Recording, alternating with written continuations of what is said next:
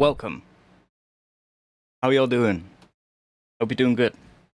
It's Friday.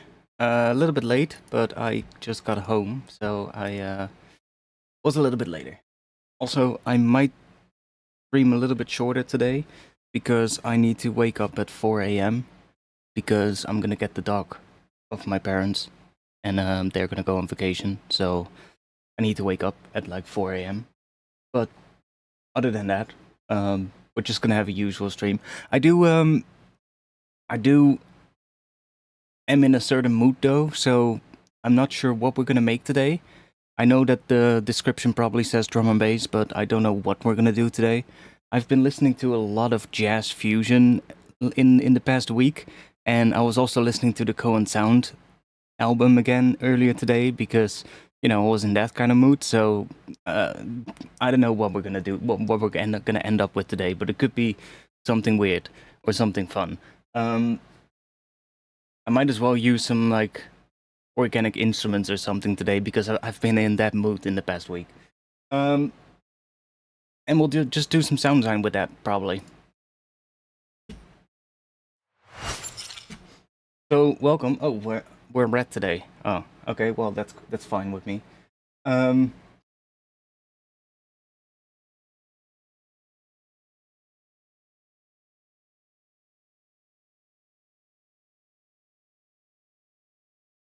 Yeah. So I got a new tool. I found something really fun. I actually wanted to get all of the tools that this guy makes, but they're not too cheap. So I figured, I might just get this one first and see if I like it.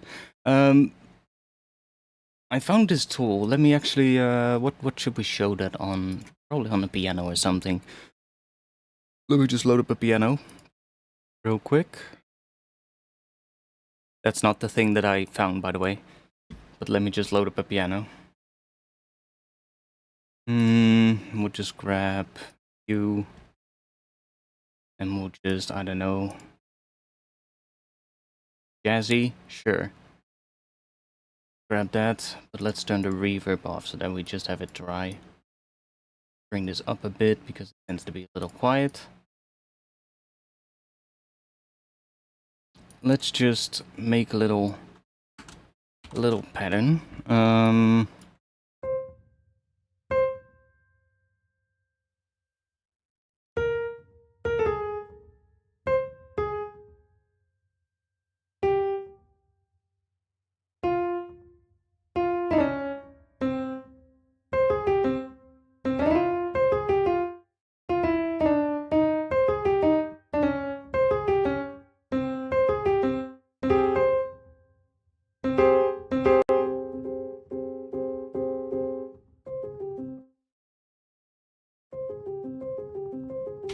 Just want to have some. That's gonna probably be really quiet, but I'll just make things a little louder. Let's just chuck you on here.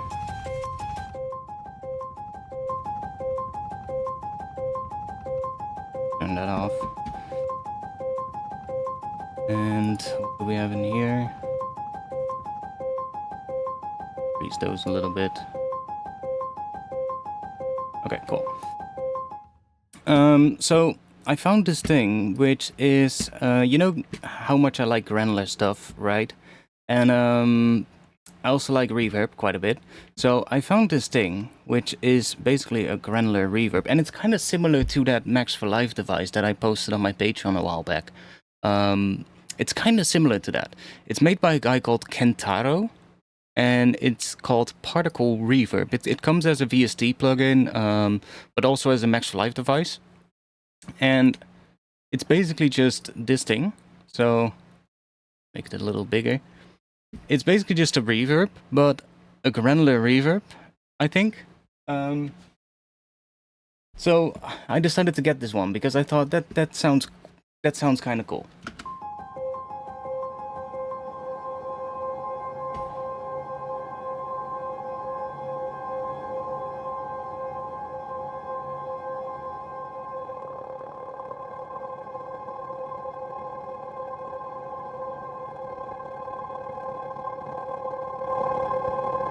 Make it a bit louder for you guys. Okay, so it's like basically just a granular kind of thing. Trying to figure out what that does.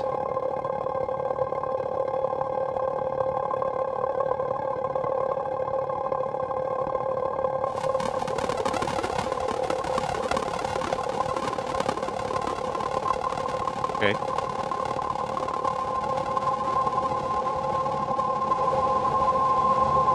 That's like a randomness or something. This is obviously the shape of the grains. And then this is maybe random shape or something? I don't know. It's not showing anything here in the bottom left, so I'm not sure what everything is, but I guess this is the size of the reverb, so that's why that also creates all that kind of stuff, because it has to recalculate the algorithm. Which is also, generally with most reverbs, you wouldn't want to automate the size, because that's often when you get like all kinds of clicks and shit, but that's to be expected. I guess this would be the feedback then, or something. This is a freeze thing. Now, we're probably not hearing that because the diffuse is down.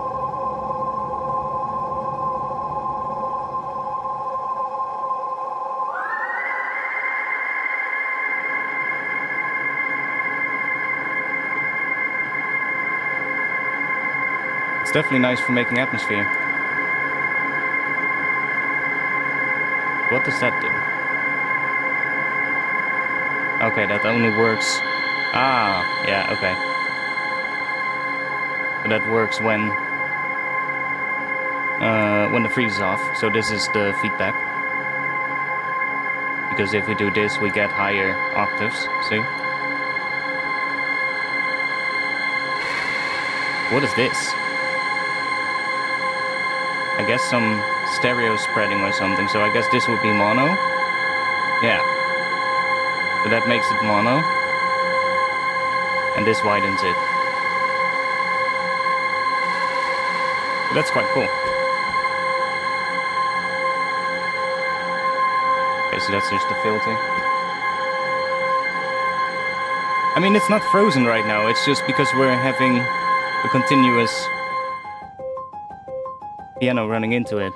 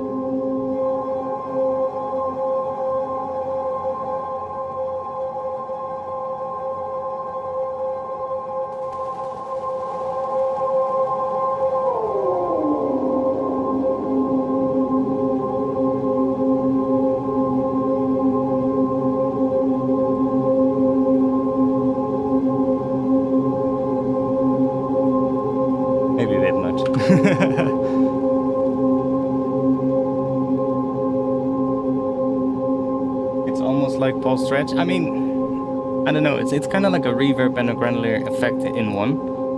But it sounds quite nice.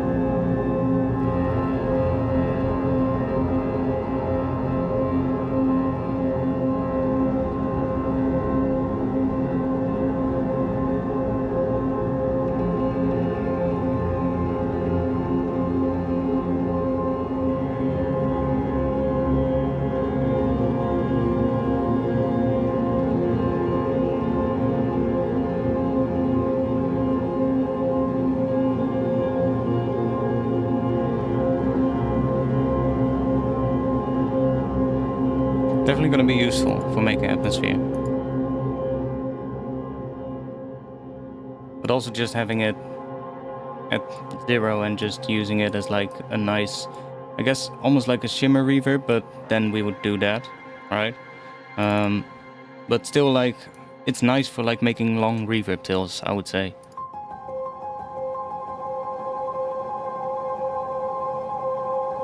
Just like really long, big reverbs. And then if you want to have like a pad, of course, you can always just freeze it completely.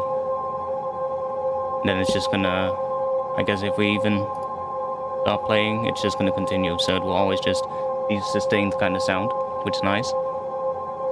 Because most times when you use like a reverb to make atmosphere, a lot of times, even if you have the time really big, then even though like over time it will still sort of like decay a bit, usually because there's like some filtering going on, and that filter, the longer it goes on, the more it filters, right? And it gets darker and darker over time.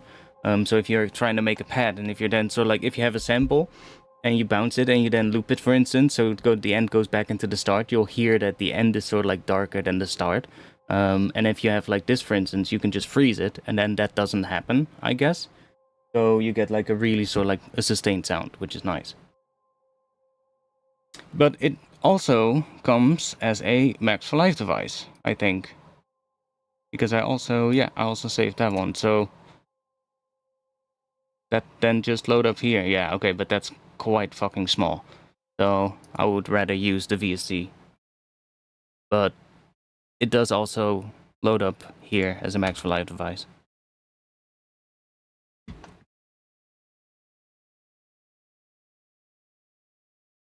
Nice for pets for sure, yeah, exactly.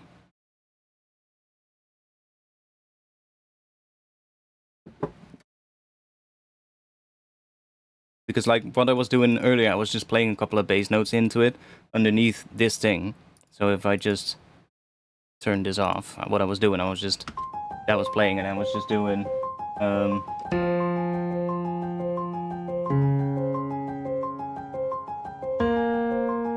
something like that, right?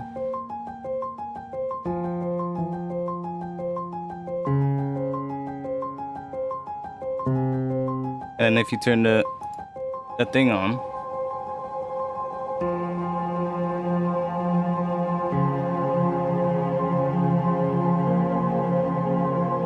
basically just get a pad.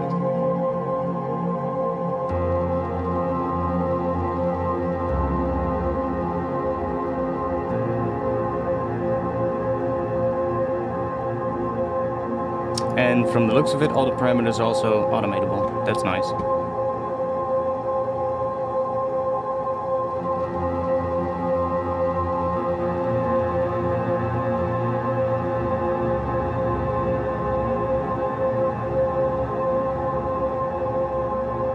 Okay, cool. So I kind of just wanted to show that one because it's kind of a nice device.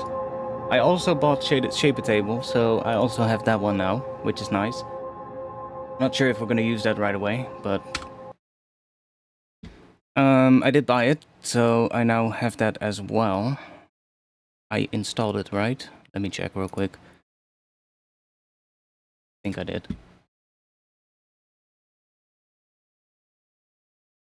Yeah. Okay, so we got that now as well. I was making a bit of a kick before the stream, actually. I was making a kick with some acoustic kick drum from Addictive Drums. Pretty quiet because it's side chains, I think. I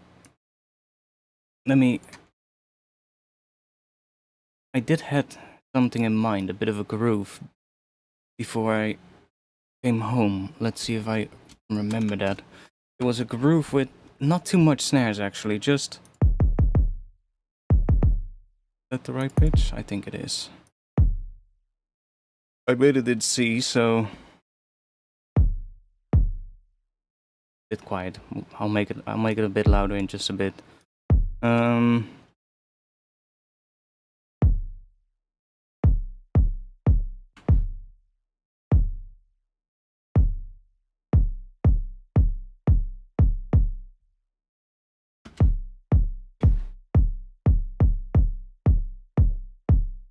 was messing with this though.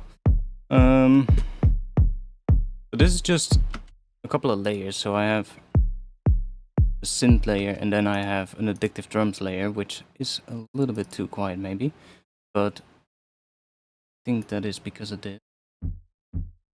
So that's just a bit of a kick, but also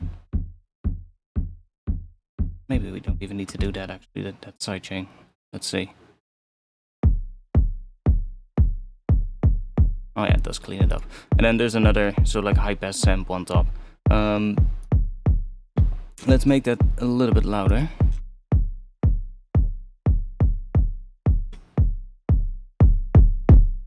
Okay, that's too loud. Don't want to clip. Let's also see if we can shape it a little bit, because the sub is louder than everything else.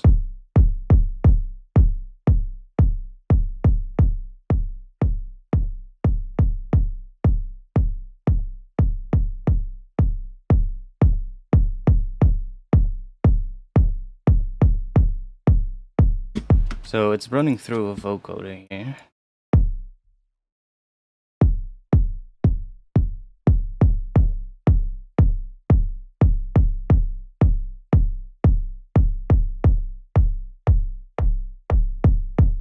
Probably gonna do that when we have more stuff. But that changes the sound a lot, because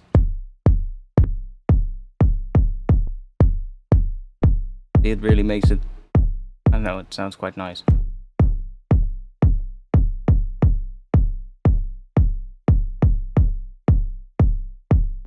Okay, let's see. Let me use some interesting sound. Let's see. Let's grab a bass guitar or something instead of just using a synth, and we'll just process the hell out of it. See what we get.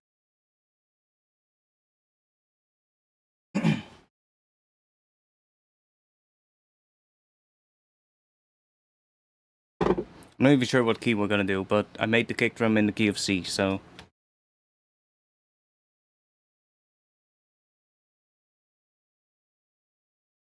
Come on, Omnisphere, you can do it. I know there's a nice one in Omnisphere that we could probably use.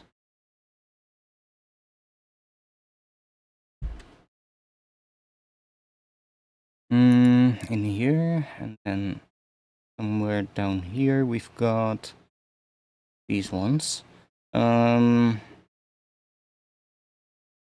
two different ones. Which one was what again? Yeah. We got acoustic 1 is a combination, blah blah blah. It is ideal for slower tempos and expressive playing with more sustain. Acoustic 2 is based on blah blah blah and has an edgier sound. Is best suited for faster tempos and walking lines. So okay, we are on quite a fast tempo if we're gonna do drum and bass. So might as well grab number 2. Not really sure if it matters for us, but what if we just double this groove with a bass and just make a pattern with a bass in that kind of groove?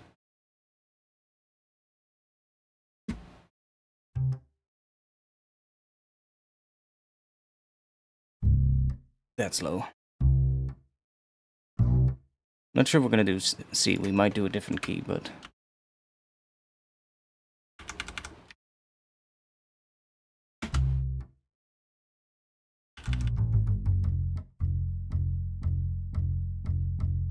we could do F. I mean, 5th below C.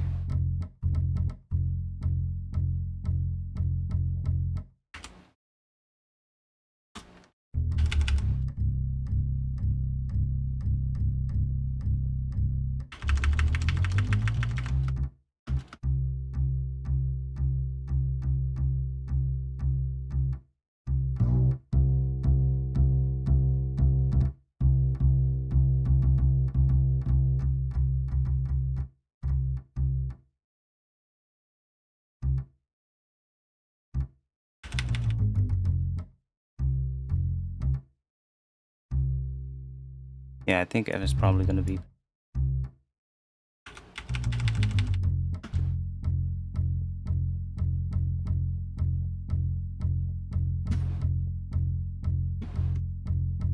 What if we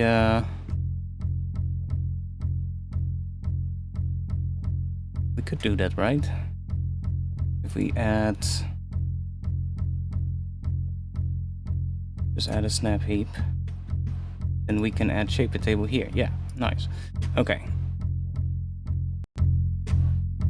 Because, I mean, I kind of want to play with it now.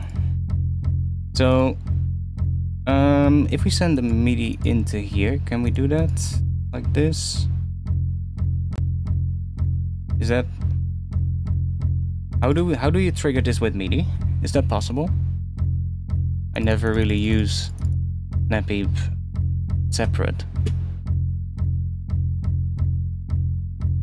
Is that possible? Does anybody know?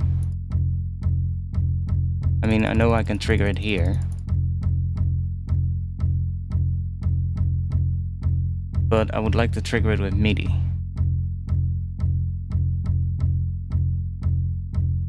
Has to be a way.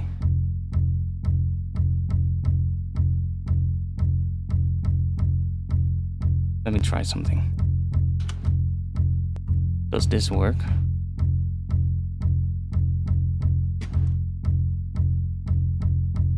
I mean, I can send it into here. Snap heap. Hey, now it works. Nice. Okay, so now we can use the modulators and they will re-trigger. Yeah. Nice. So we can start adding stuff onto here. Okay, so we have that and that is the shape. Okay, cool.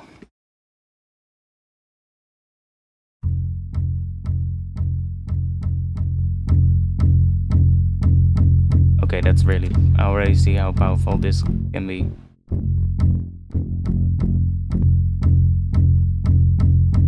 And this is basically just all the same as like... Or are these different? No, these are just wavetables.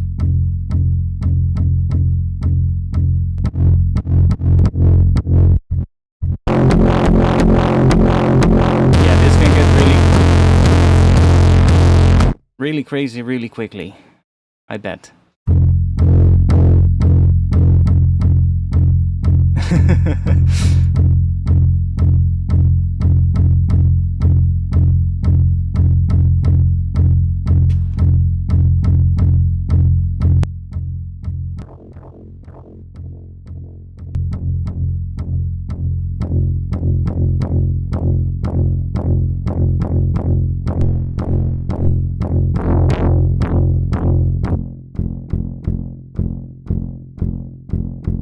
Okay.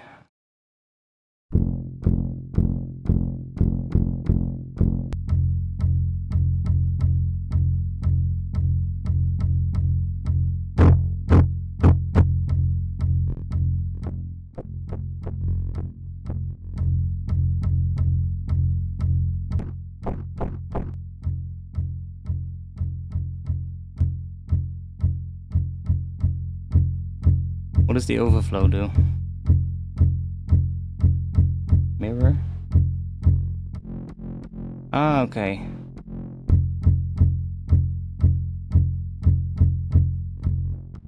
Yeah, okay, so see how here this line is straight, and then when we set it to mirror, it just repeats the shape, or mirrors the shape, I guess. And then repeat is, yeah. Repeat gets really crazy, because now it's sort of like creating that straight line.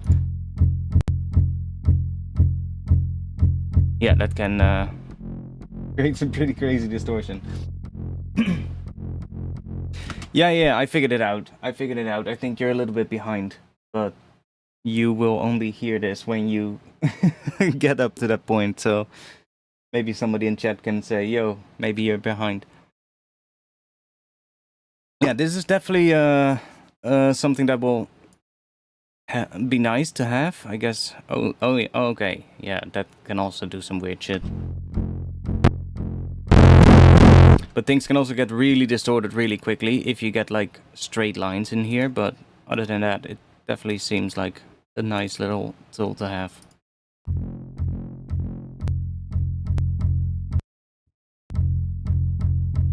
But it's probably gonna take me a bit to get cool sounds out of it, honestly.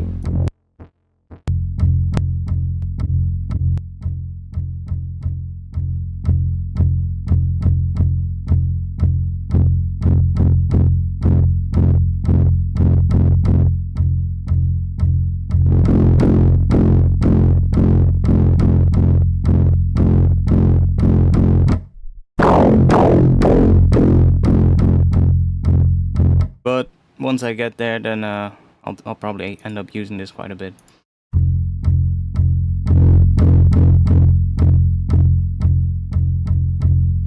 Should probably try it out on some more non-organic sounds first, but anyways, okay, cool. I just wanna play around and do some sound design, I think, or we could make some drums, because I do think I like the kick, so just a bit quiet. Is it still hitting on C though, because of the sidechain, or the sidechain, the Foreman shift? I think it is, but doesn't matter. I mean, it is hitting on 0, so roughly.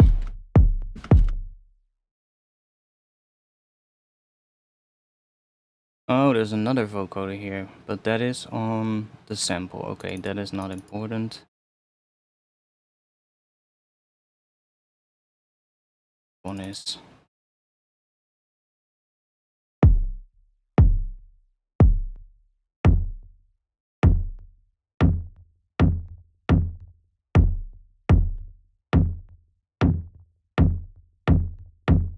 It also sounds kind of cool.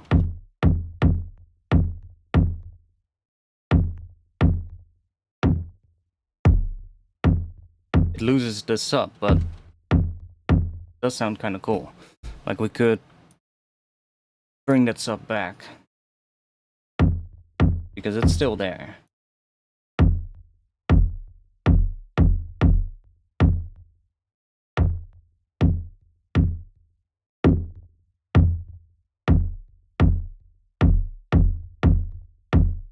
Just gets a little bit fucking long. I kind of like this more though, but we might have to work on that layer later. But that's what I say, like we probably want to do some have some other sounds first, because otherwise it's really hard to sort of like figure out what the sound of that has to do. So let's just let's make some stuff.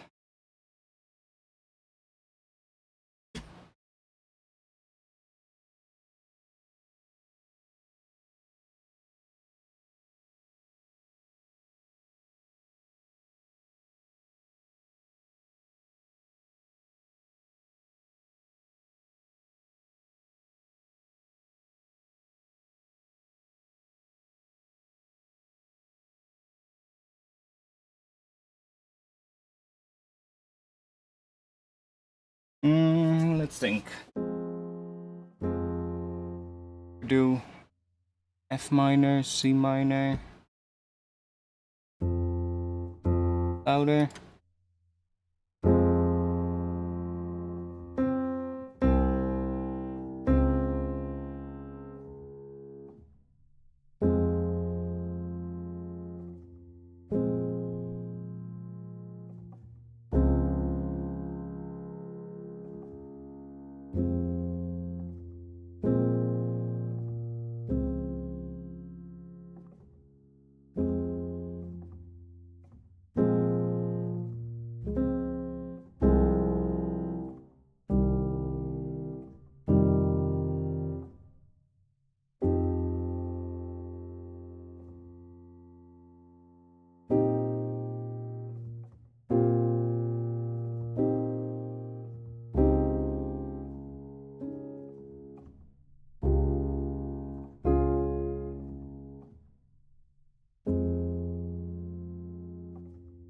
I'm kind of...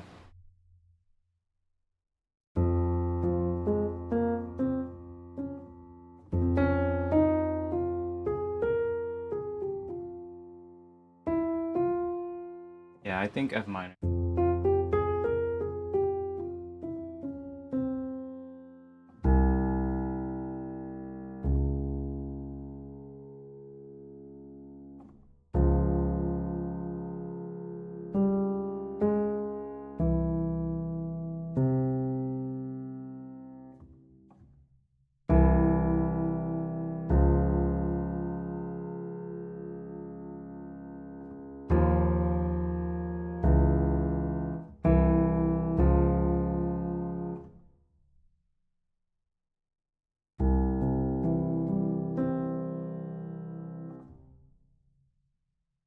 Can you please tell me what Max for Live device you're using for sidechain? It is called... What was it called again? It's on this track somewhere. This one. What was it called? GM Audio Ducker. That's what it's called. Yeah, I can find you a link quick. GM Audio Ducker. It should be on Gumroad, I believe. Yeah.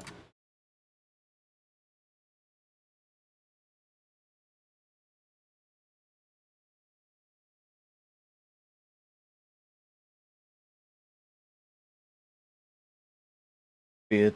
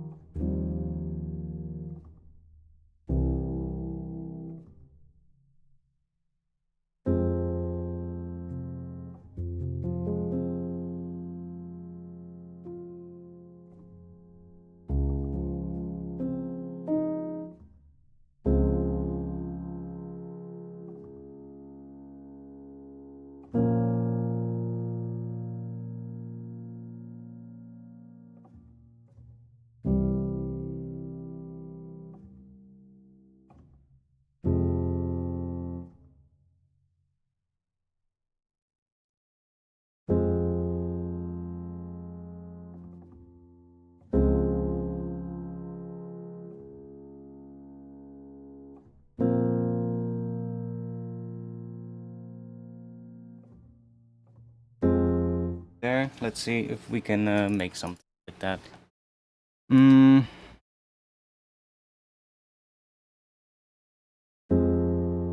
Go. Just capture that one chord and then we can copy that over.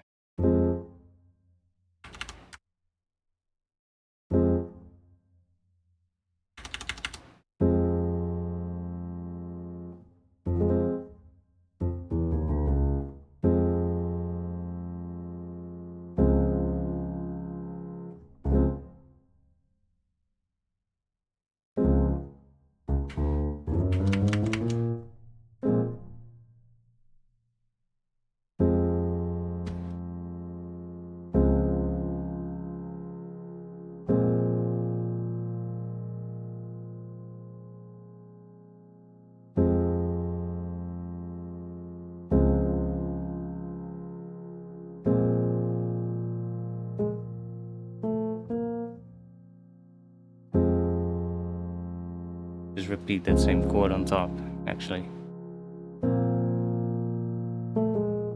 Because that works as well.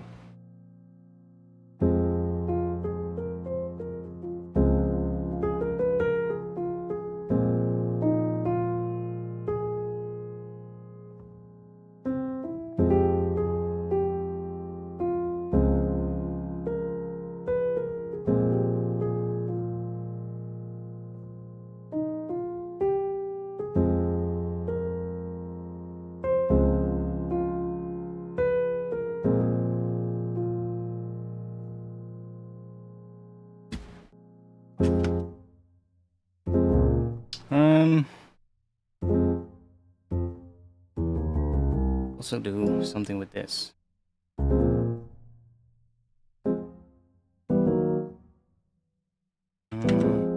Do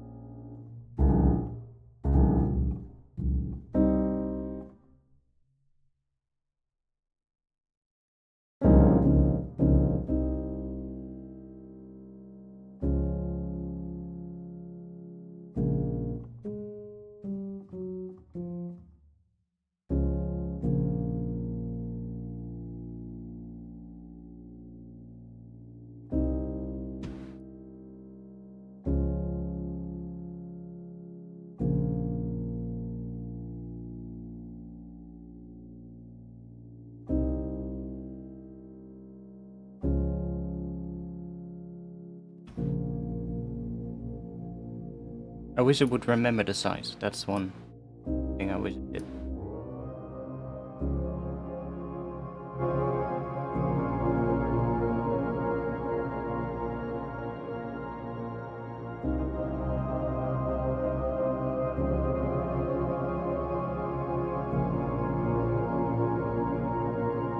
Does sound pretty cool, pretty good though.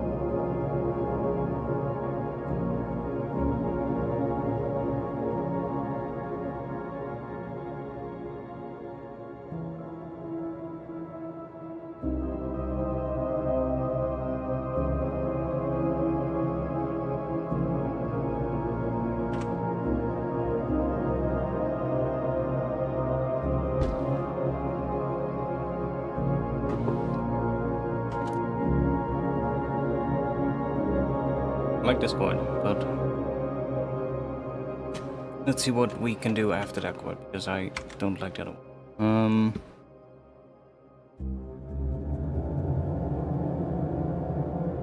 Go.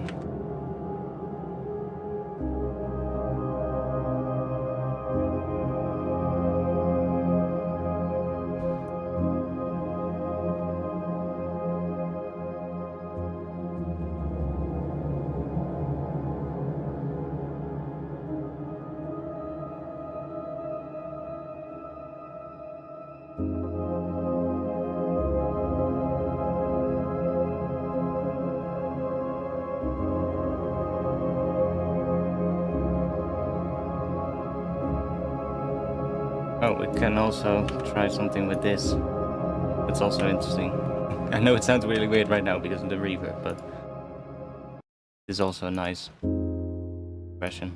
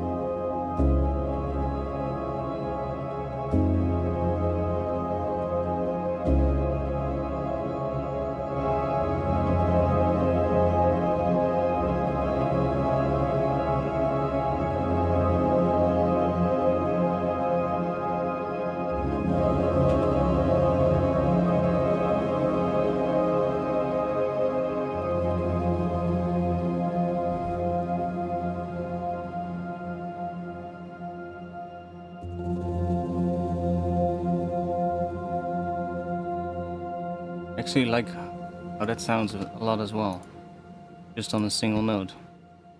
A little bit less the feedback again, this. Yeah.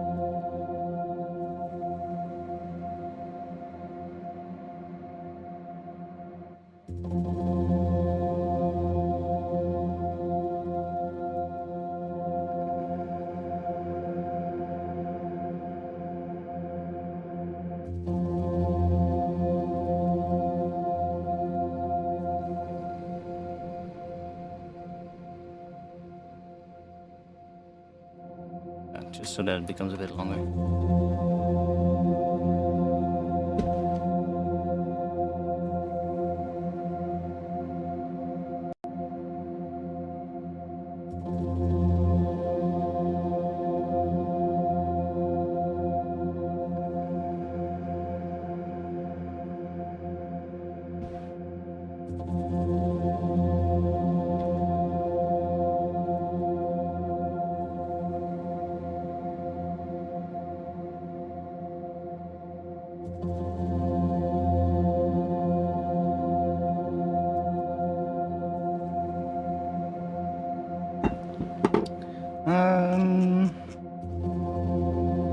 I want to have some hats, so we're just gonna do this and we'll solo the hats, so we can just click in here and we can just hear one. We need to select the kit though. Find a kit that is a bit louder. Or just go for some jazz. Why not? They're all quiet. That's fine though.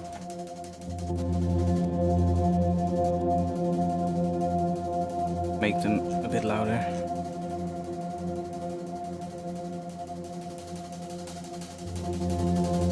Okay, so now we can go in here and we can just find like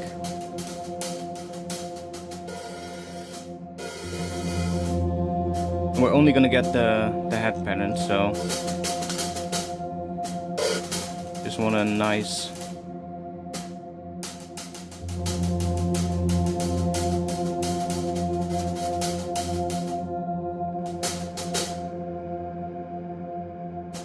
Those are empty, so...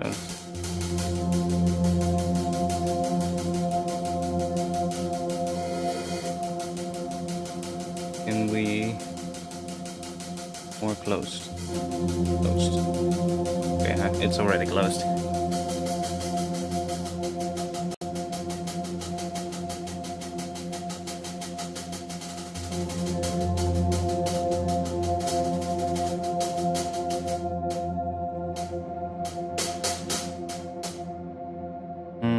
What should we try here?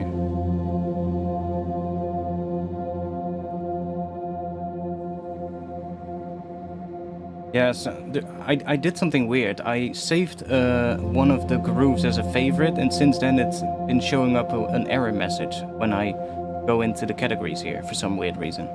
Not sure why that is. Probably some weird file or something that is broken. I think during the saving of the favorites or something, the file got broken, but whatever. I'll figure it out later.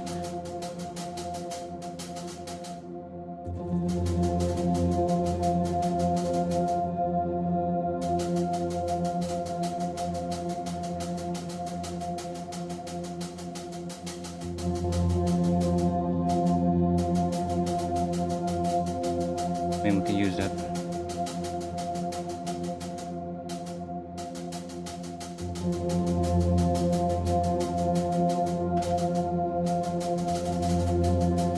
Need to turn that off, otherwise it's going to keep playing.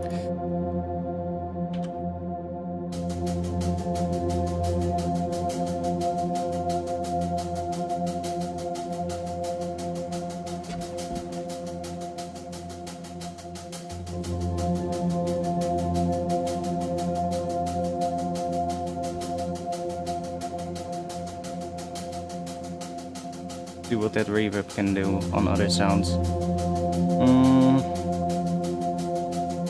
Probably another contact.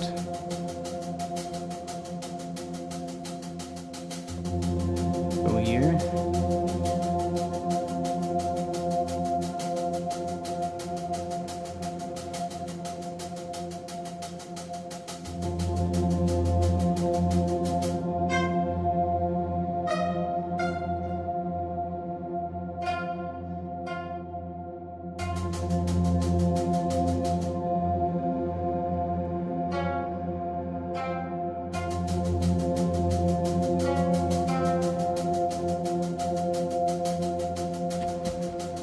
Okay, grab that reverb. I want to hear it on the other one.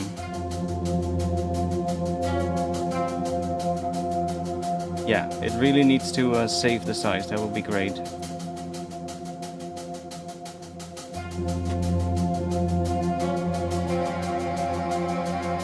I mean, that's pretty nice. I like this device already.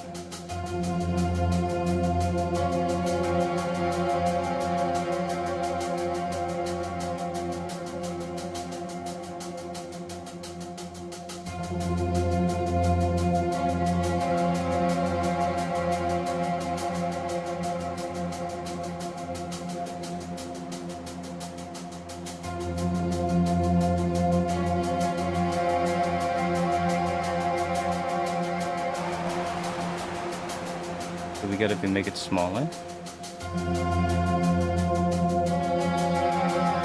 Oh, that's also quite nice. I really like that there's this width control. That is pretty helpful.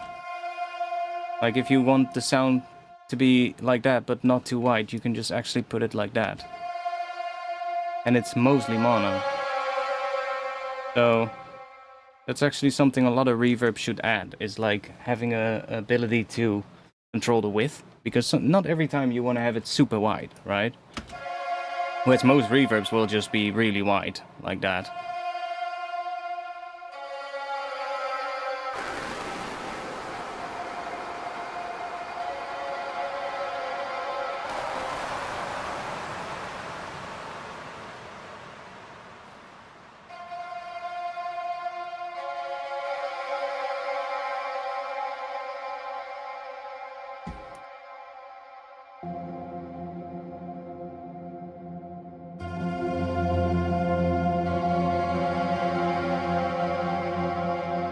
Do I have a link to the device? Yeah.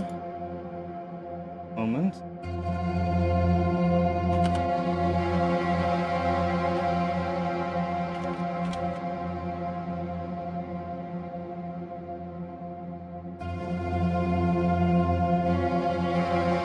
Here you go.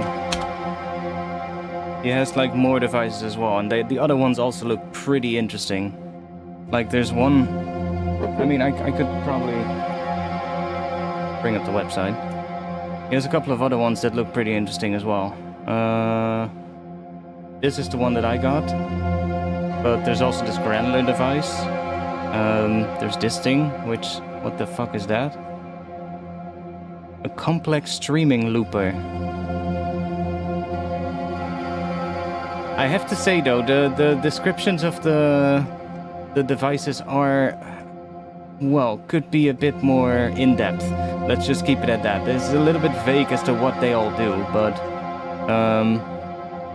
I guess this just takes bits of audio and then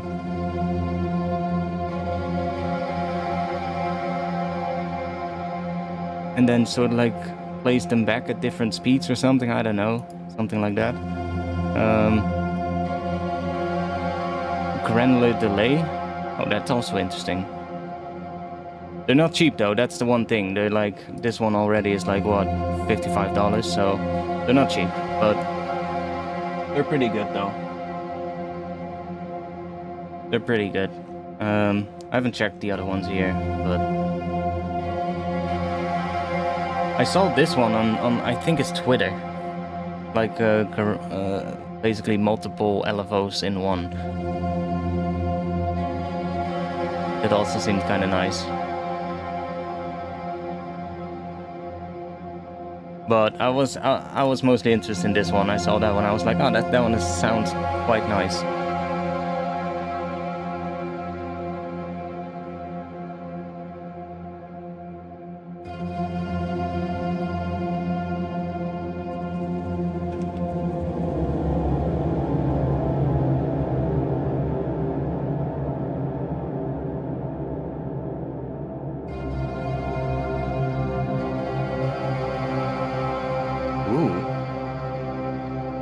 Yes.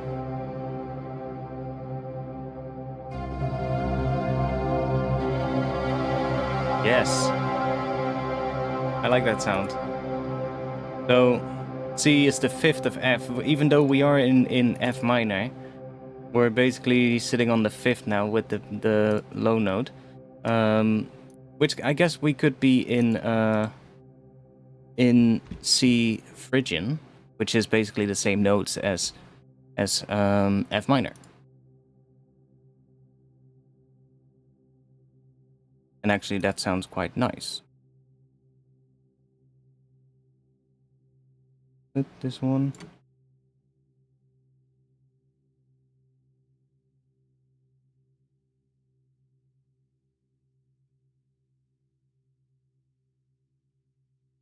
So we could be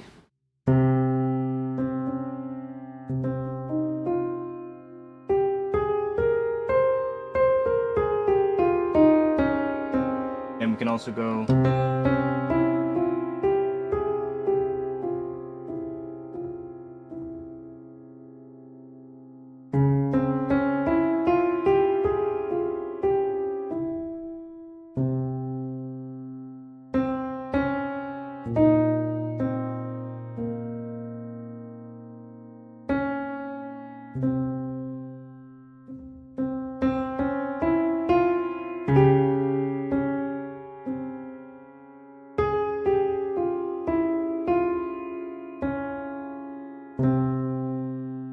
love that skill. Sounds really nice. Might as well use that. Because this now has that sort of like sound.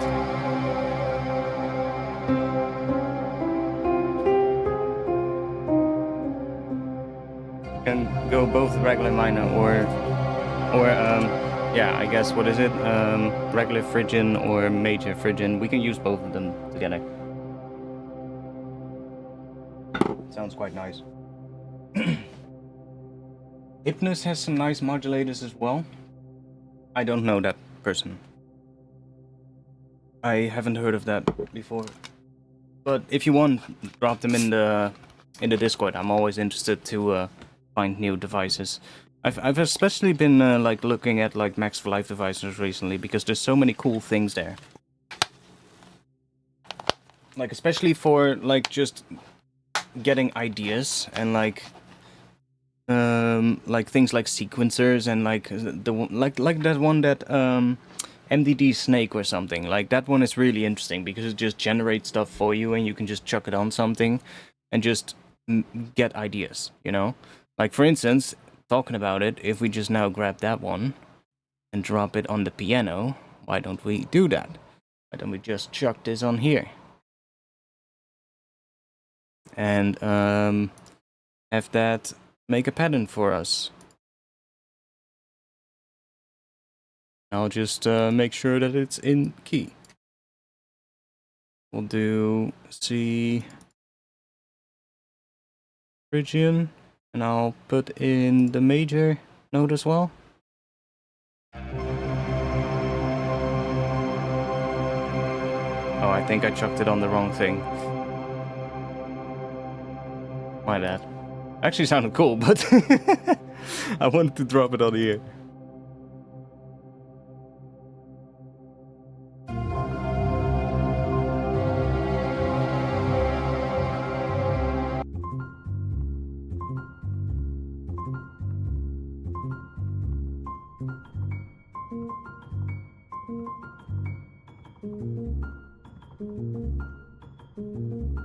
Get weird shit. Make it a smaller range. And let's just do that. And let's go speed. We'll do 8, maybe?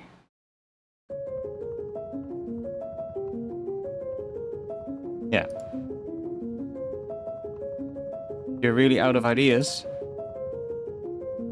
I love just devices that help you to just get weird shit.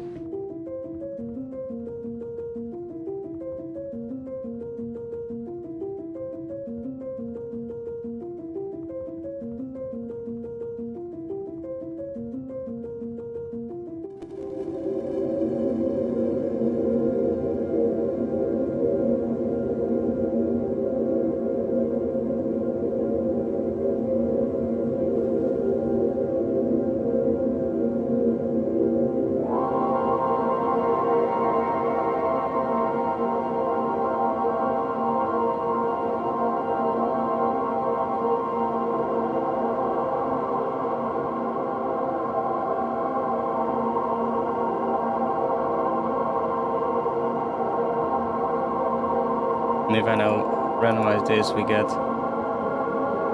a different sound.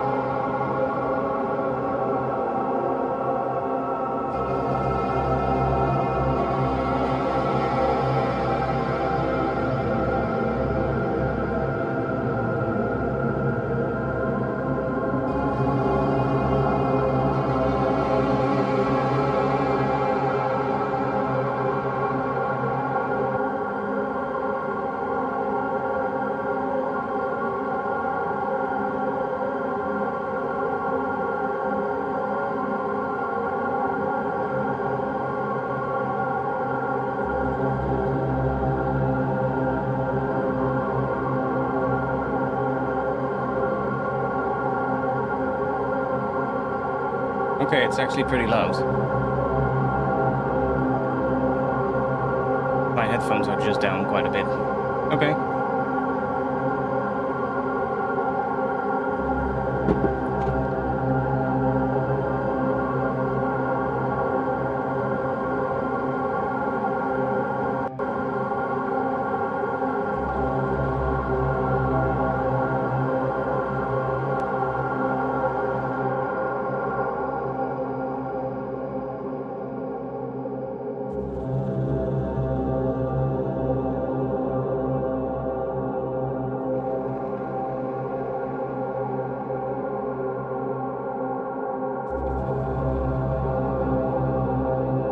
like that.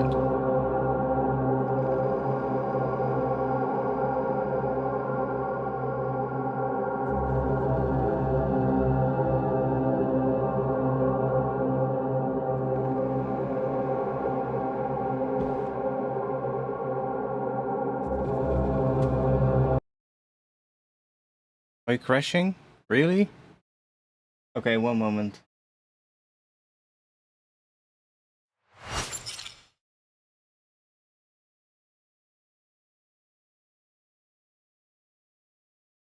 I think Ableton is crashing. Oh? Is it not? Come on. Ah. Ableton has stopped working. Oh? No? You doing it? Or are you really crashing?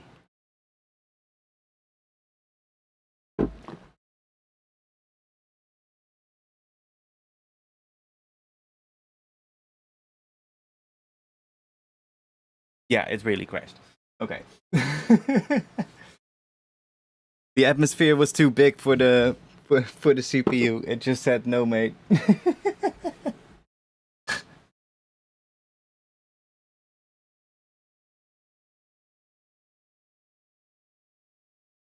Finally, when we actually got something cool.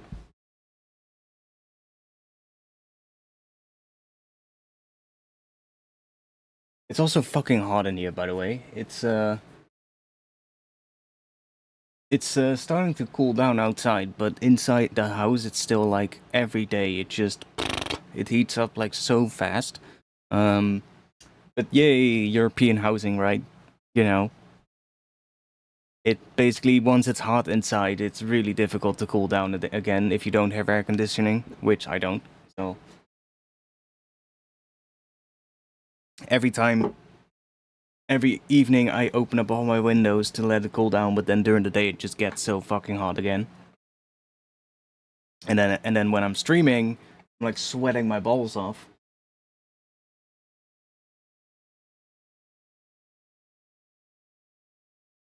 But I don't want to open everything right now because then obviously we're gonna have a mosquito party inside. So let's not do that. Sure, it's not the Kentaro stuff. Some Max for Life devices are unstable. Yeah, some Max for Life devices also tend to use quite a bit of CPU. But I wasn't using the Max for Life version. I was using the VST version. It happened when I dragged in a Max for Life LFO modulator. So probably it was that. So it probably was Max for Life, but not the Kentaro one, but the LFO from Ableton. I was like, what if I just let that EQ position move around randomly a little bit? You know what? Should we do some of that? Should we do one of those really big modulating chains where things just move around randomly? With like the kind of soundscape that we were just doing? That's always a good way to get like cool sounds.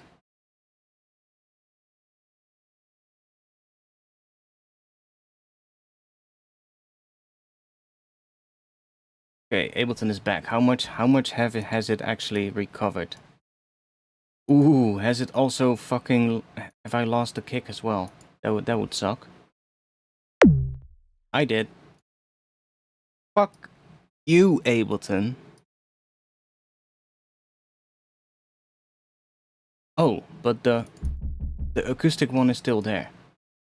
Ooh. One moment. No, the kick is still there. Just the wrong pitch. Ah, it's still there. Nice. Fucking hell. Oh my god. Okay, cool. By the way, did Busy tweet again or not? I'm just like... I'm not sure if you guys have seen, but if you keep an eye on my Twitter, you probably have, or if you are in my Discord, you probably have seen that for some reason Busy just joined. He hasn't said anything since he joined, but whatever. That man, mate, he is such a piece of work.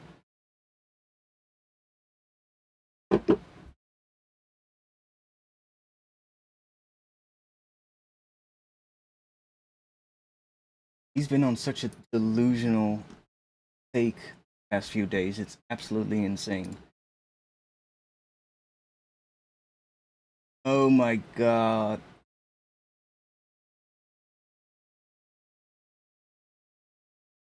He's really gonna dig his own grave, isn't he?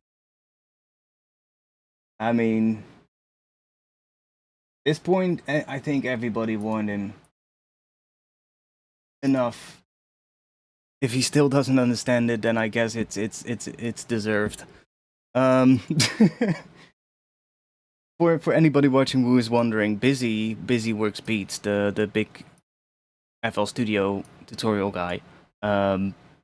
He's been having a bit of a weird one lately on Twitter. He's hating on other people, and like every time he does, it's like these weird ass fucking takes that make no sense, and that can really easily be either disproven or explained, or. But he himself thinks it's all everybody's out to get him or something. I don't fucking know. But now he's making a documentary on Curtis King, which is another music producer that has a YouTube channel and used to, be friends with him, I guess, or something. But man, it's it's just funny at this point, actually. But I guess we'll see what he's gonna post with his documentary. I have a feeling it's gonna be a bit sad, but okay. Has the particle reverb reset? It doesn't look like it has. No, the particle reverb is still set in the same settings. So the only thing that has reset is this, of course, contact. But I still know what we had. We had the jazzy felt piano here without the reverb. So that should already be more like what we had. I think I also increased the gain. So that should already sound like our atmosphere again. Is it in the right pitch? It's in C. Okay, good. And then here I had, what was it? This one, that one.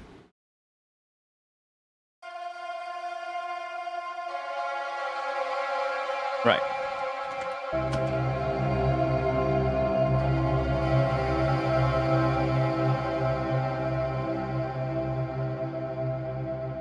And then I was adding this piano, and then everything broke down. It could have also been this Max for Life device, by the way, because that might also be, doing some well, quite a lot of stuff. So maybe that also does something. I think this also has reset, but I might as well just. Oh wait, I also removed the reverb. One moment. Let's put this reverb outside of here. Just remove this entire rack because we don't need to see everything. We just need a contact. I guess we can just copy this one.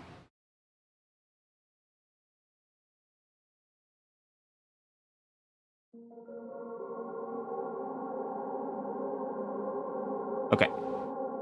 Before we do anything, let me save.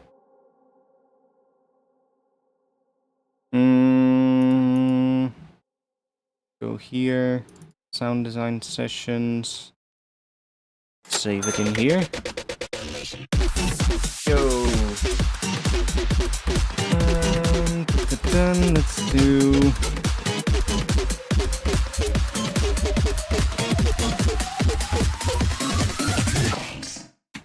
Thank you. Just started making music again. Time to catch up on the streams.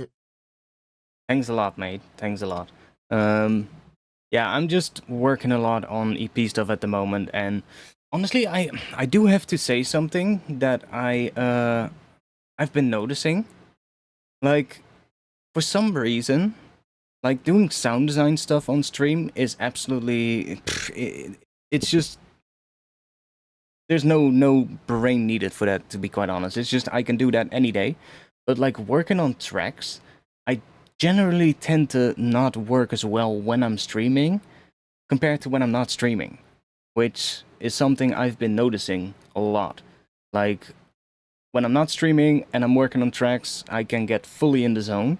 But like when I'm streaming, it's really difficult to work on like a track that I have sort of like a bit of an attachment to, in a way, like something that I like, that I you know, is like a sketch or something, or an idea that I like, and then it gets sort of like to the point where it's really difficult to work on it on stream for some reason, which is really weird, but it is what it is.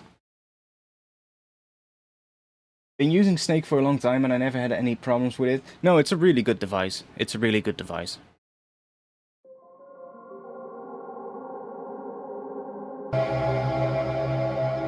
As this thing actually... This thing has reset itself.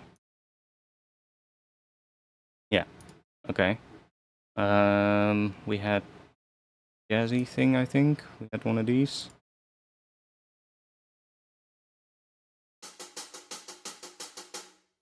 Not that we're using it right now, but over there.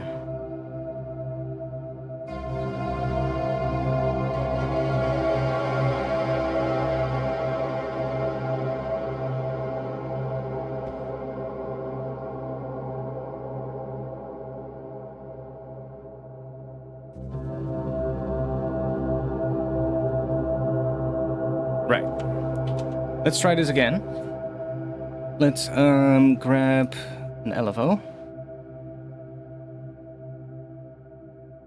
Okay, that works. Actually, you know what? Let's grab this and let's group these. And we're gonna go and grab a device randomizer here. And let's map these to macros.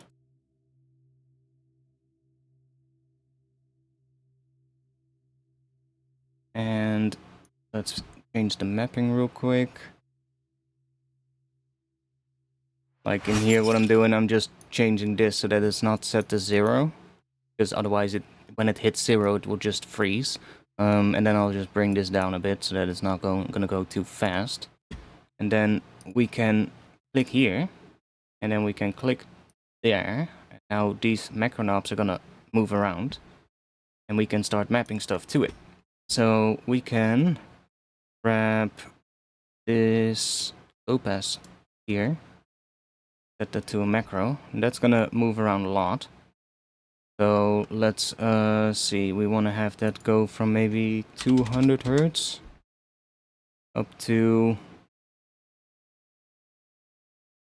we do K or something.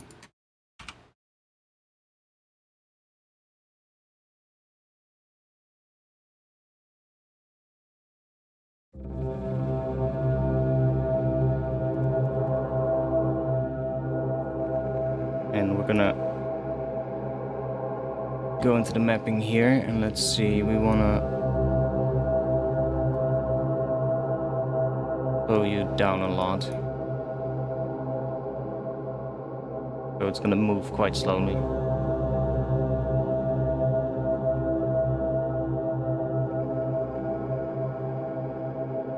Maybe we'll increase the frequency to 2K.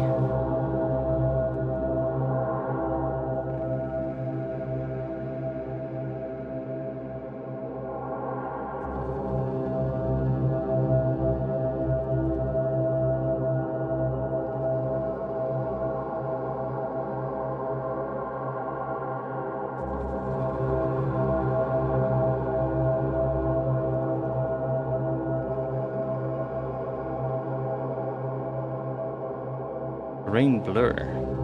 What is the grain blur?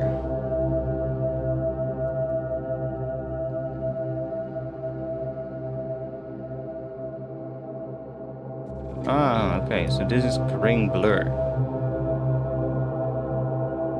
Okay. Sure. What is this? That's the grain debris. Okay. Move that as well.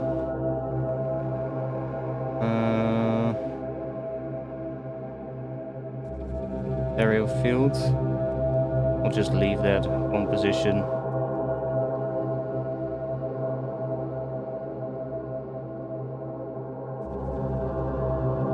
So that will just start, basically just move around, just create variation. Quite nice. Also, I think I'm just gonna... Oh, I can leave this like this. I was like, I can record the MIDI, but this way I can also change the sound of it if I want.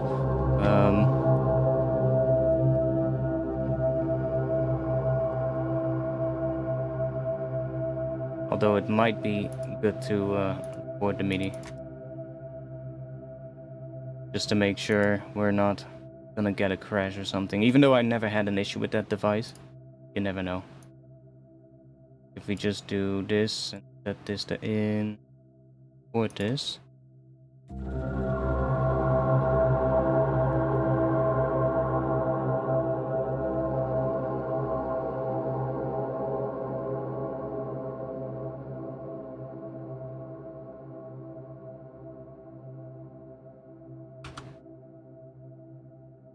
Turn this off, we should get the exact thing.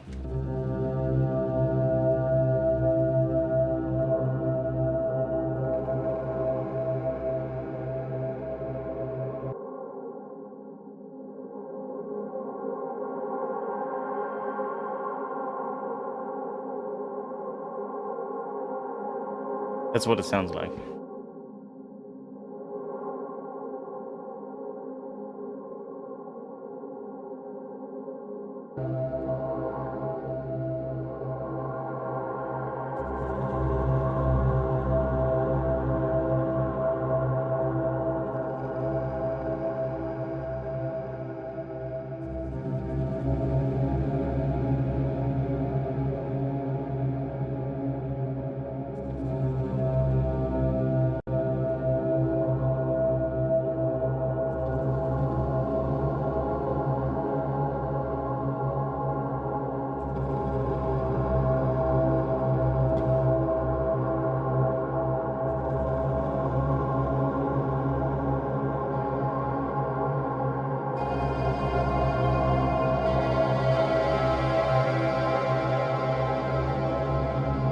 Sure if I'm gonna use that one. I kind of like what these two are doing together. Is blur essentially the same as diffusion, or am I mistaken? What I think it is, I think this blur, I think that it's just so like a randomness on the shape, I think. So it is a granular device, right? So there's like little pieces of audio that have a volume shape applied to it, and this is the shape itself to make it more plucky, right? And this seems to be just so like a random amount for the shape, or maybe it applies like because this will be applied to the volume, right? So maybe it just certain grains get louder, other ones get a bit quieter. I think that's what it's doing.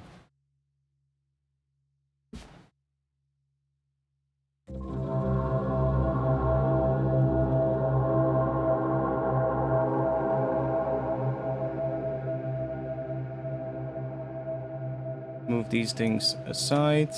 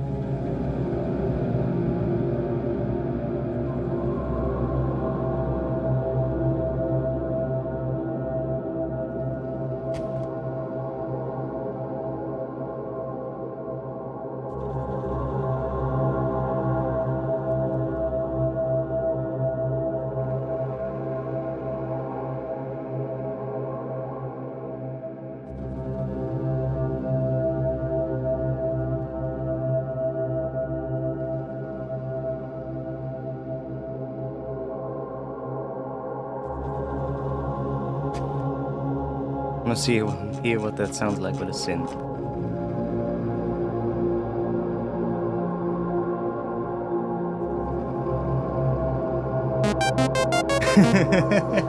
Yeah, nice.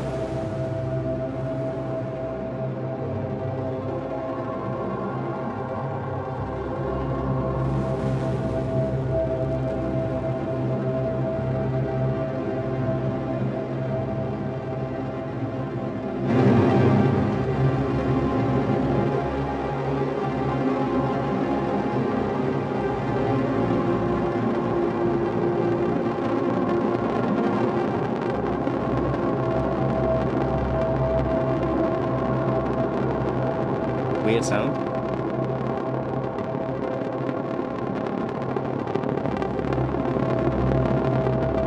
What the hell?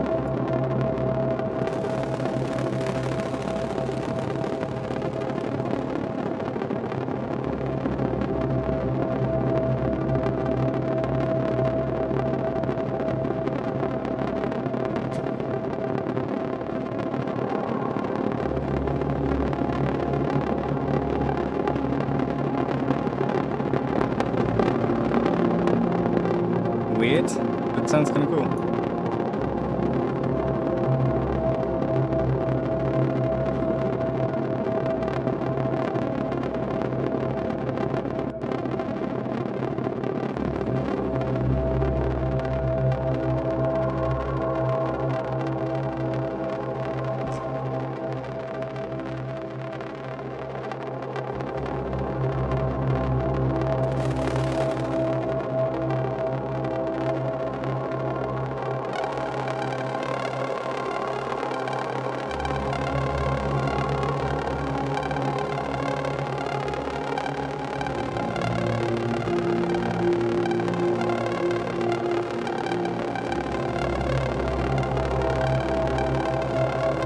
That's weird.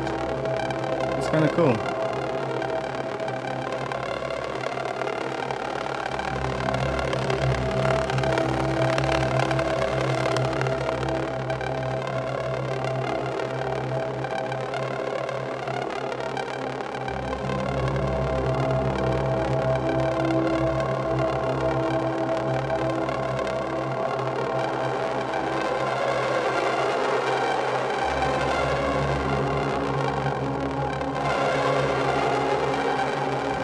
This thing can also be really... This device can also be really interesting for like building tension, like throughout.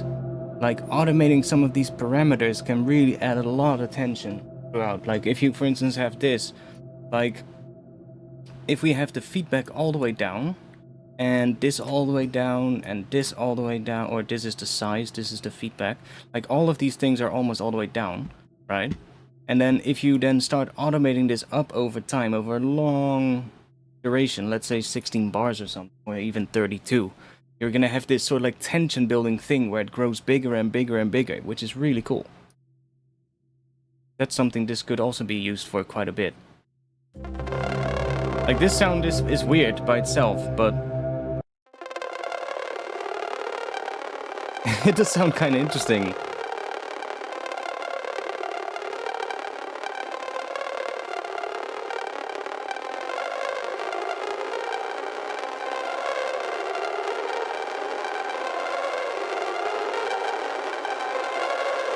See? Then you have the, what's it, feedback?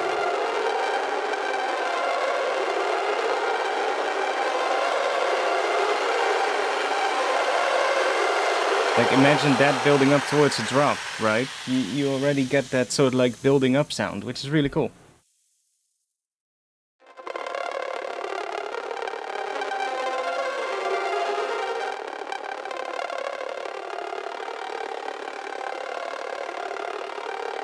Oh.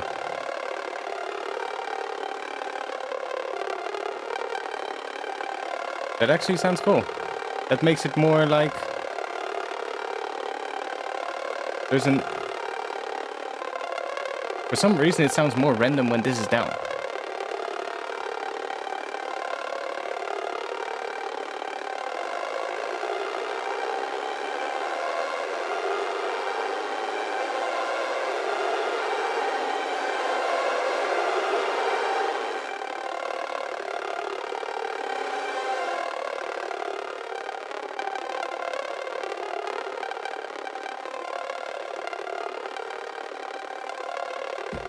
I'm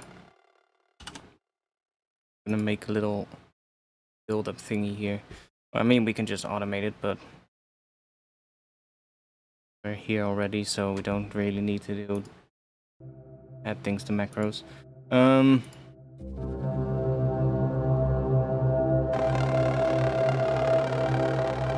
Probably gonna use that later, to be honest. Drop that here. Move these things here. Why does it keep shutting off?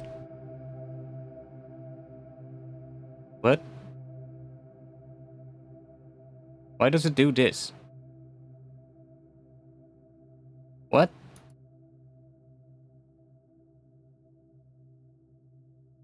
What? I'm just clicking here.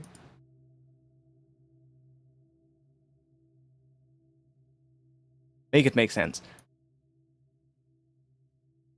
How does this clip turn off when I click onto a different track? Oh, because this is set 2. Ah, there we go. It actually makes sense.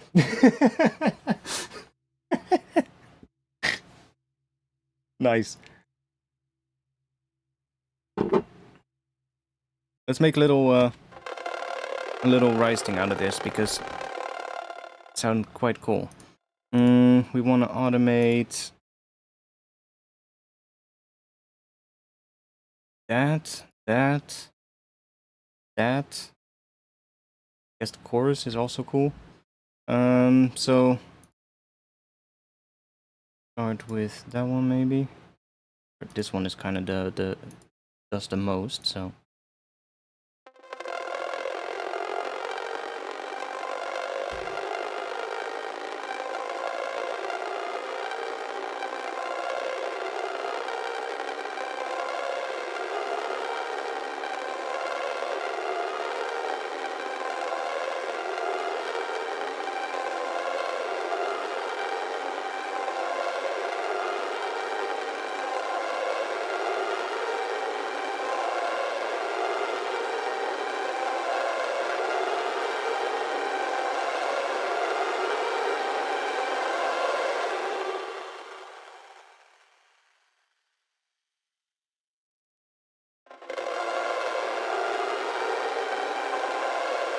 It's actually really mono. Is that because this is at 0? Oh.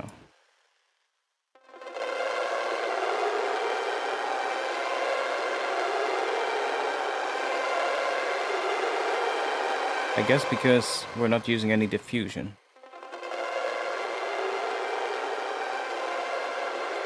Yeah, okay. Because the input sound is quite mono.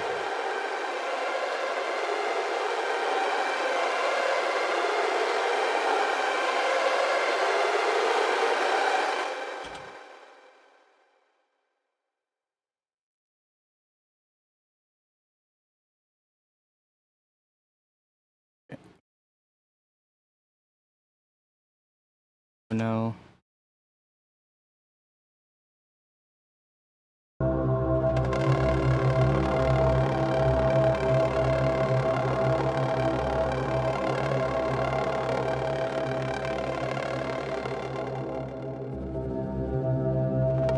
Why are you making sound when I click here? What the fuck? Something is wrong with this track. What? There's no MIDI here. Why are you making sound? Is you taking MIDI from here? Why are you taking MIDI from that track?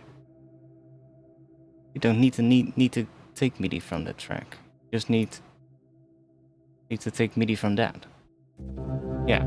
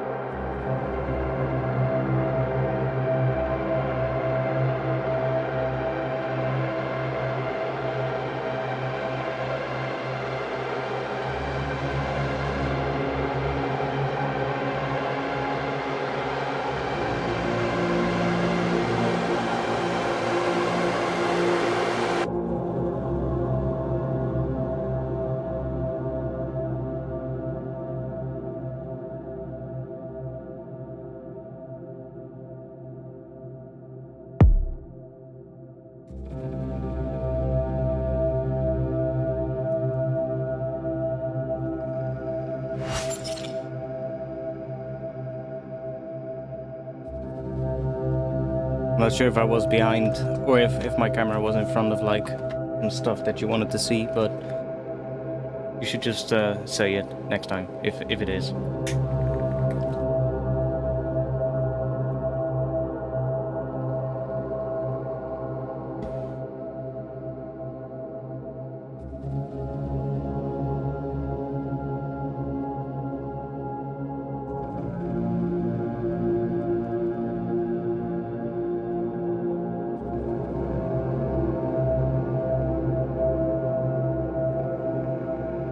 Yeah, I kind of want to find something that we can add on top of here.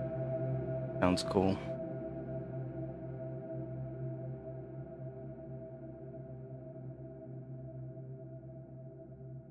Got like drums though, so let's put that in there. Okay.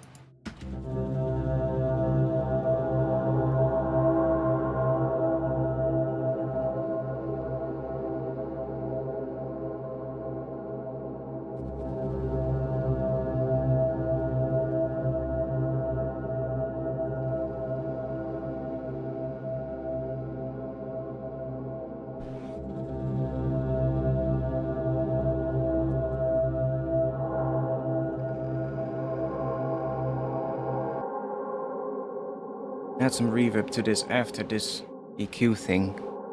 So we get that one.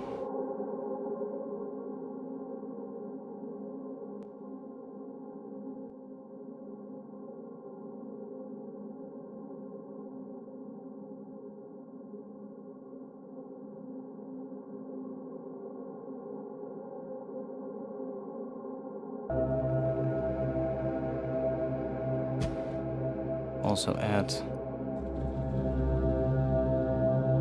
a little bit of multiband compression to this one.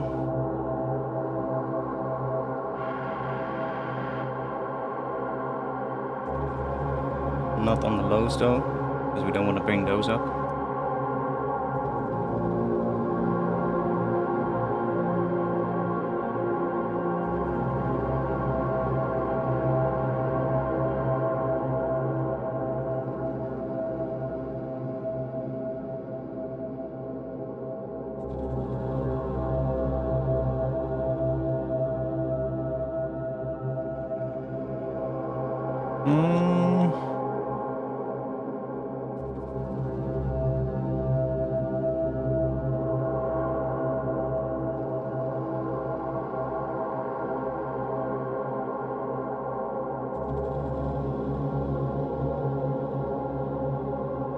Do this one. This one.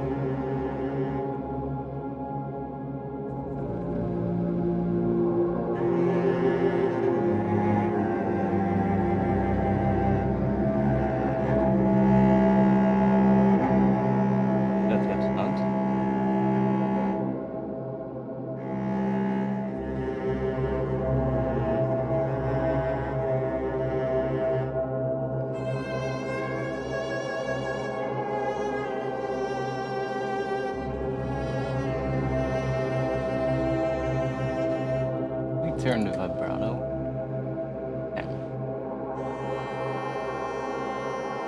or at least less.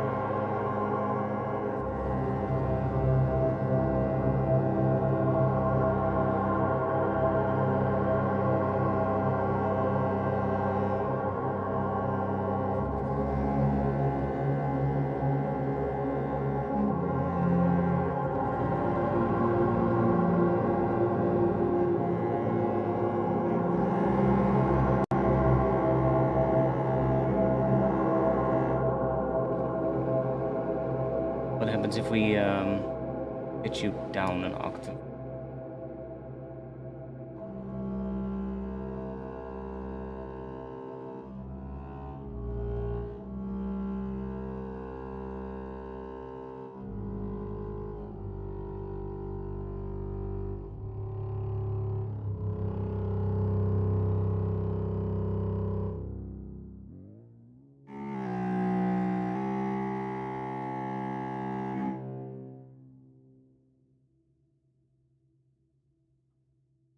Think what we can add to this one. Let's save first of all. Yeah, I do like this whole select thing. Sounds quite nice.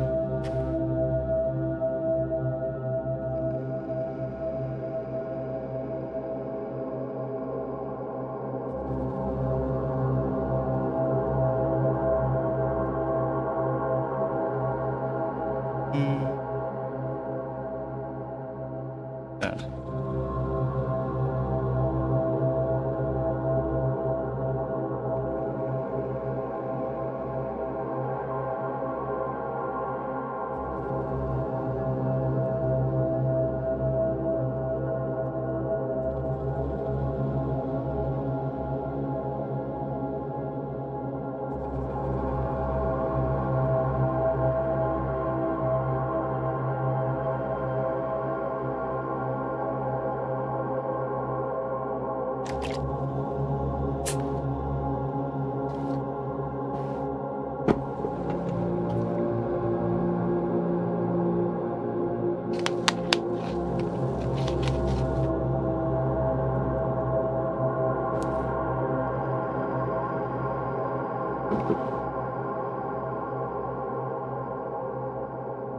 It kinda sounds like this could be the first sort of like right now what I'm hearing is it could start here and then play this as like the first bar and then this plus that as the second bar. So that we basically get this.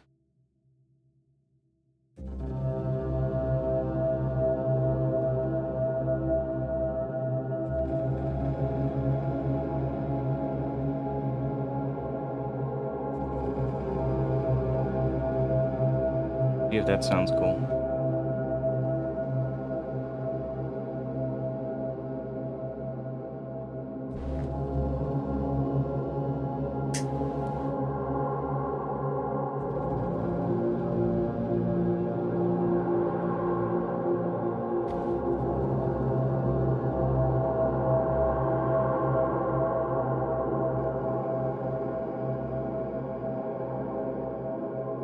Kind of works. Although then this is the same as this.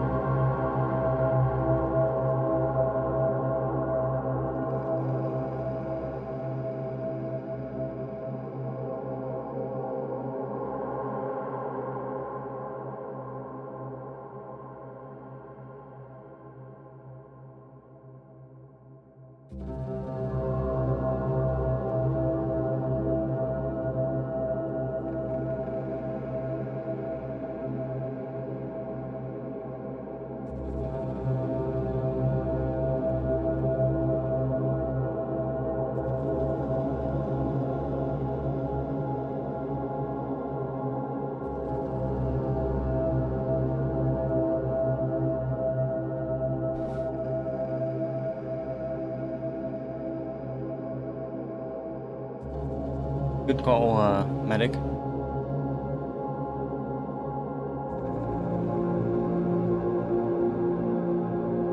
You can use the exclamation mark Discord to get the link.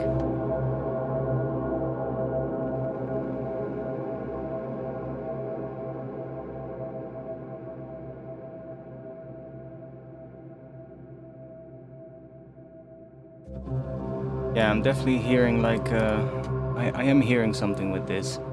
Not sure if I can make it, but I don't really want to get too concerned about writing a track today. I just want to do sound design. But I do want to stick with the organic kind of sound, so we need something short. This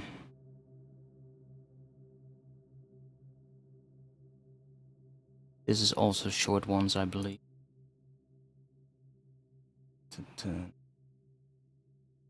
Got these repetition ones.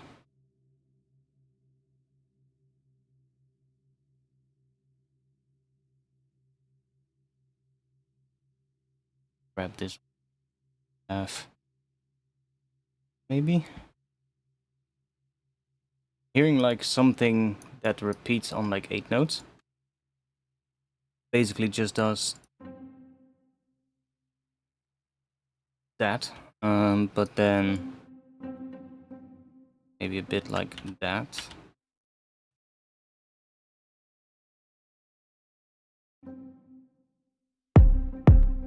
Oh.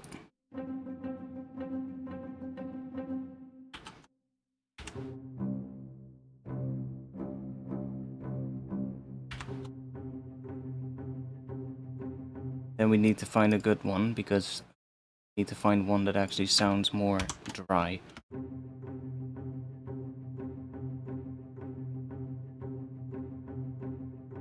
Can move this close. Oh yes, my right ear likes that.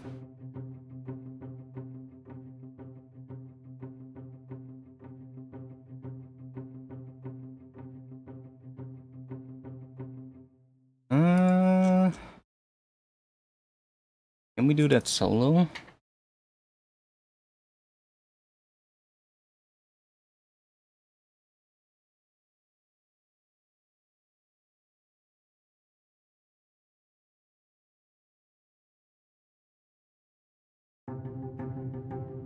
That's better.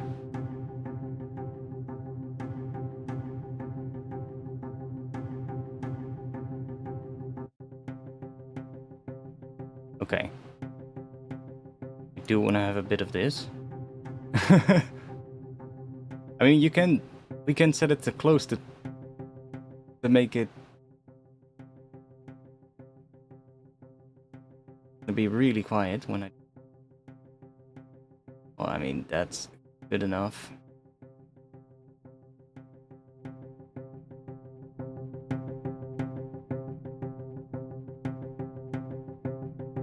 Oh, there it was. Come on. 81. There we go. And then now we bring a little bit of this back. Okay, and then it's completely on the other side. Okay, that doesn't work. Then you're just gonna stay here.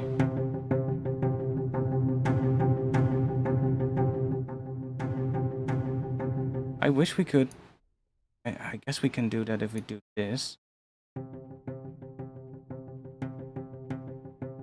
Just put you on there, so it's basically mono.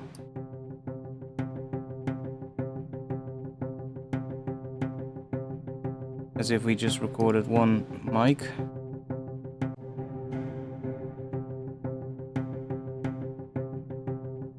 That way we know it works in mono. Because a lot of those libraries tend to be very wide. And then when you sum it to mono, it just almost disappears.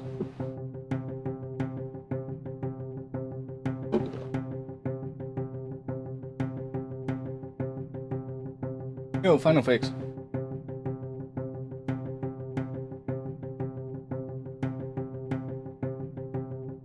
Je ne parle pas français.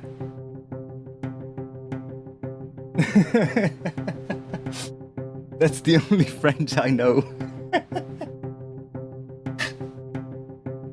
That's the one phrase that will help you if you're in France and you don't speak French and you don't want to have to try either. Just je ne parle pas français. And it'll be, oh, okay.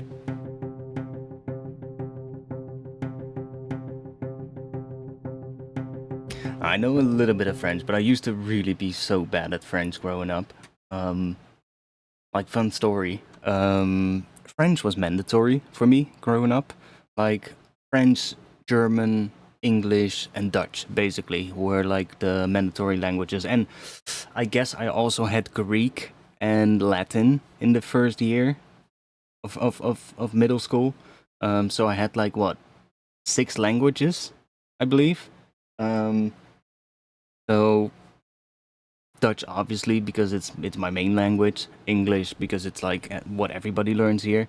And then you had German and French, which was like, you know, kind of mandatory. And then in the second year, you would choose between German and French. And then because I was in like the what is it? It was called VWO. which is like the highest sort of like level, I guess, in middle school. Um, I would also have like Greek and Latin, but I only had that for like 2 years, and then I said like, "Yo, I'm fucking done with this.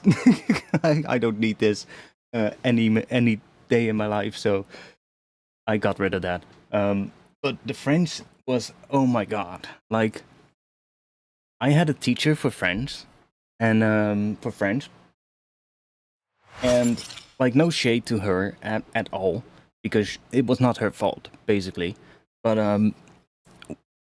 I had this teacher, and she was basically a Moroccan immigrant. She had just migrated from Morocco to the Netherlands, and she used to be a teacher, a French teacher in Morocco, right?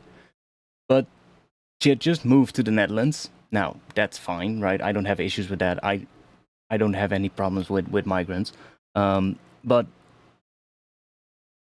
sort of like I guess the systems in place in our country put her in front of a middle school class while she had not integrated yet. She couldn't speak Dutch. She could not speak English either. She could only speak Moroccan and French. And she had to teach a class full of teenage boys and girls French. Well, you can kind of imagine how that went. I still feel sorry for her. Let's just say that. She could not handle it at all, which is understandable given the situation. Um, I think we've seen her once, one lesson, and she left halfway during the lesson, and we've never seen her again. And the entire first year, I did not have French.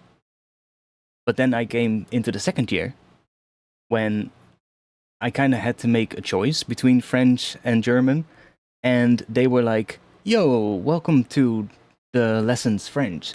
We're gonna continue where we left off last year." And I'm like, "Oh, cool. So we're gonna finally learn some French." And we basically just, well, we started with year two,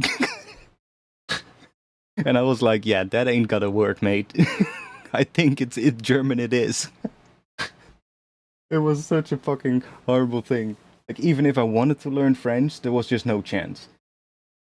Basically, I'd missed all the basics, and we would just go straight into second year French, and I was like, "What? I don't even know how to introduce myself, let alone speak like a couple of sentences of French. How am I gonna do this then?"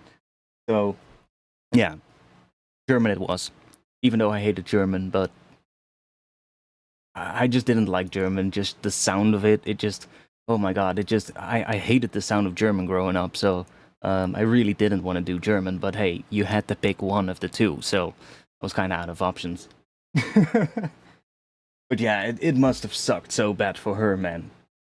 Can just imagine, like you immigrate to a new country and you're like, okay, I have a degree, I'm a teacher, I can make this work. I'm gonna move to a country where I have a better life, where everything is, like better sorted out than in my own country, and I'm just gonna, make a new life there. And you move to a new country thinking that, you're gonna, obviously gonna need to integrate and stuff like that. But given that you're moving to a European country, you're probably thinking that's probably sorted out, right? And they're probably going to give me some time to do that. But no, instead, you're just straight dropped in front of a class of teenage boys that are like, well, absolute lunatics. Yeah, that must have been really bad. I really hope that she that she found the right the right job after that, because this, yeah, that was so horrible.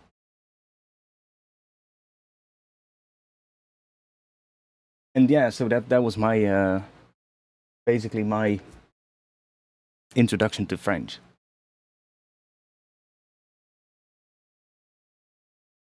I think I learned more French when I was doing urban exploring in Belgium and France, and I was just driving around there, just going to abandoned buildings. I learned more French during that and during the research I did for that than I did during school, which says a lot.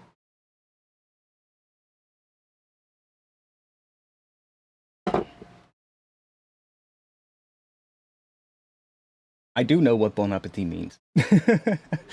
I do know that. I do know that.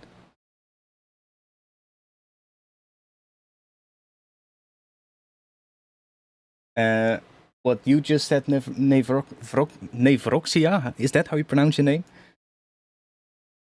What you just said, I have no fucking clue.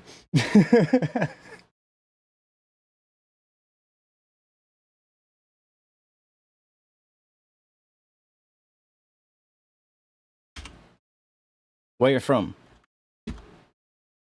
by the way. I can't recall seeing your name before. One apple teeth, yeah.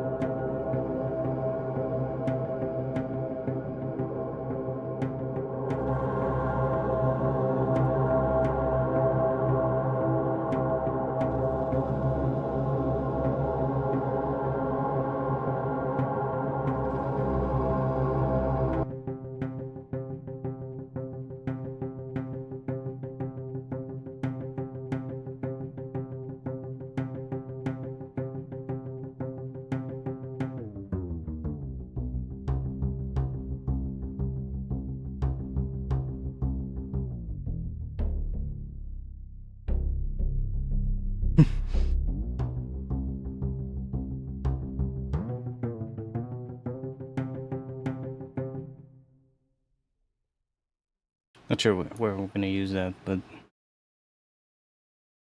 move back to our groove, our vibe, I guess.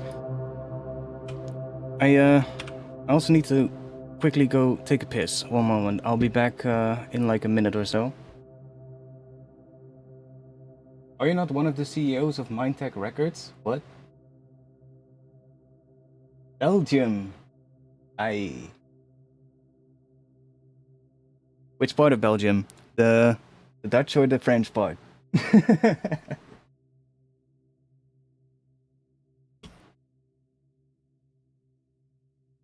Belgium is always such a weird country. Like I remember going there a lot for like urban exploring, and it's always such a weird place to go to. Like there's such a wild difference between the north and the southern part of Belgium.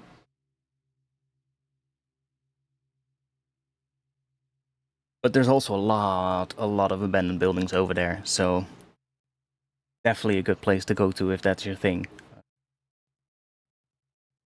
But yeah, it would always be pretty interesting to see like the difference if you would drive south from here. Like it's only 2 hours, and I'm in Antwerp, so it's not that far away actually. But then if you keep driving south, you're obviously gonna get to like Brussels and stuff like that. But like we used to go a lot to like the area of like Liège, Charleroi, that kind of area. What other cities are close to there? Namur, Namen. Used to go there a lot in that area because there's like a lot of old industry and like there's so many abandoned places over there. There's like too many. There, like you can literally just start driving around and you're gonna find stuff. Believe me, it's like that easy, basically. Yeah, yeah. So you're basically in the French part. Yeah. Or Wallonia is basically France. Yeah, exactly.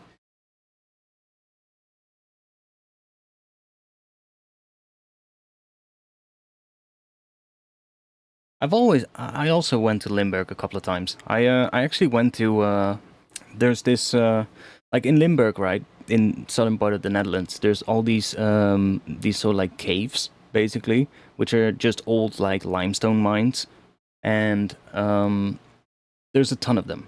Like a lot of them, and there's a bunch of ones that you can visit as like a tourist attraction, basically, and like a museum kind of thing. Um, but there's also one or probably more than one, honestly. But there's also one that is somewhere very close to the Belgian border, and that one is actually really old, and it's not open to the public. But if you know how to get there, you can go inside. I've been in there for quite a long time and quite far deep down. I think this one dates back to like the Roman Empire.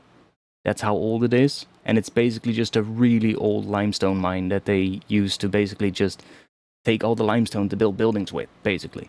And it's just this gigantic network of tunnels underground. And it's absolutely nuts. Like, if you go in there, you need to have a map and you need to have some way to find back the exit, because otherwise you're just gonna get lost. You're just gonna basically lose track of everything.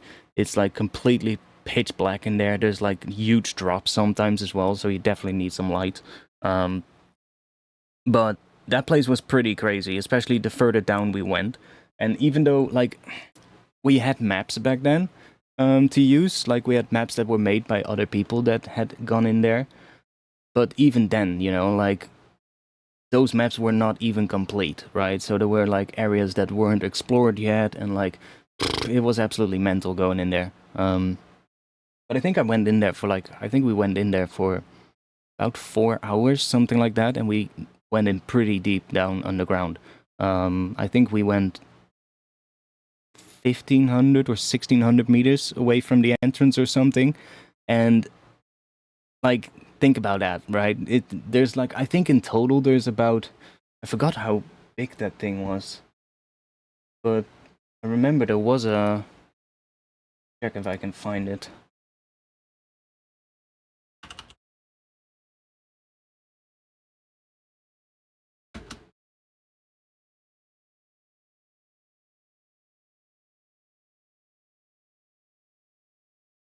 Not entirely sure, but I think they estimated that the total length was like 80 kilometers of tunnel or something, or was it more? Was it 800? I think it was even more. I think it's probably close to 800 kilometers of tunnels. It's like basically the entire area is just, if you look at it on a map, it just almost looks like a grid, basically. It almost looks like a grid, but then there's like areas that kind of break the grid apart, so where it's not like a perfect grid, and then there's other areas where there's of course like how do you call it, collapse. Basically there's collapses as well, so you cannot go everywhere. But yeah, it's like, I think it's something like 800 kilometers in total of tunnels there, so it's really easy to get lost. And that's really close to Belgium as well. Probably should go back there one day, because now I have a much better camera than back then. Back then I had like a really shitty point and shoot. It was before I had like my good camera. But although I don't really think my camera will work down there, because I remember when we went in back then, it was super humid down there. So I'm not sure if my camera would even work. The lens would probably just fuck up. It would probably not even work. Yo, final fix. Later, mate. I'm gonna have to go take a piss as well, because I said that like 15 minutes ago. How late is it? 11 o'clock. Okay, we can still go on for a bit. I'll be back in just a bit. Let me go take a piss. One moment.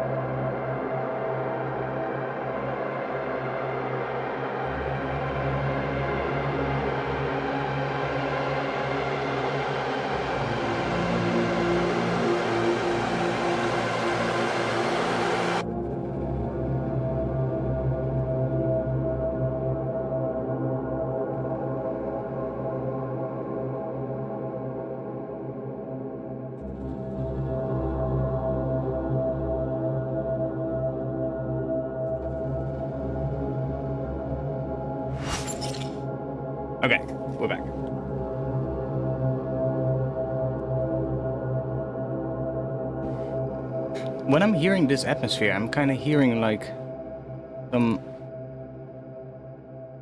How are we gonna make that?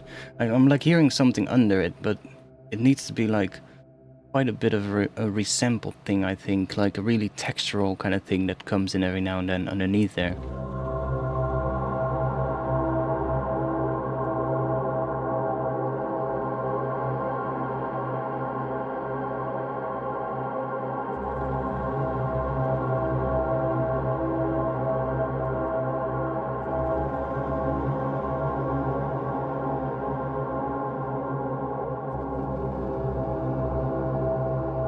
Yeah, I'm really sort of like hearing this is the last thing, honestly.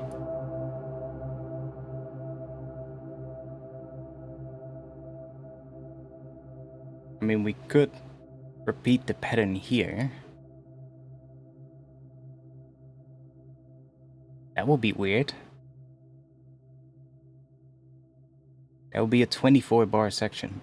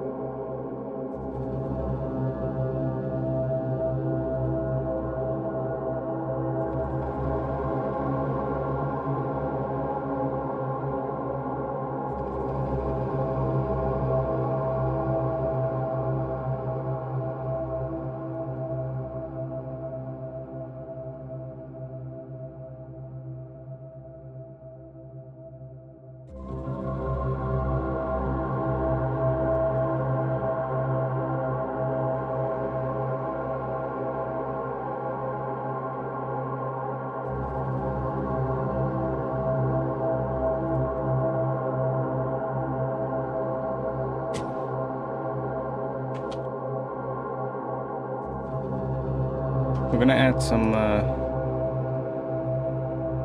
more stuff here. So grab this one, process the hell out of it. See we can make some shit. That's. I mean, we can find some chords real quick. See if we can.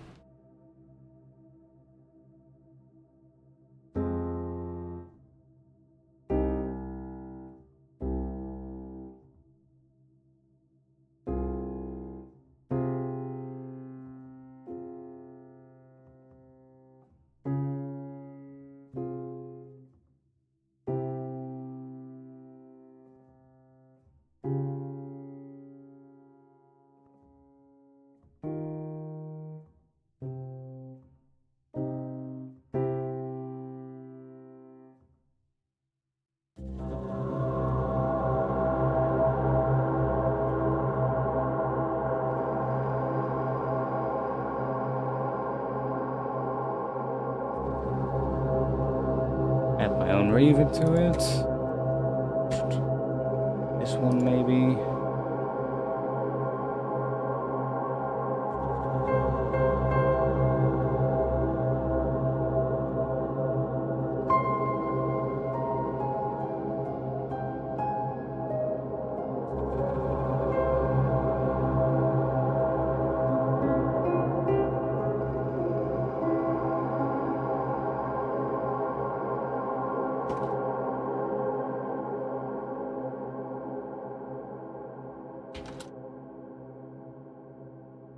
Here.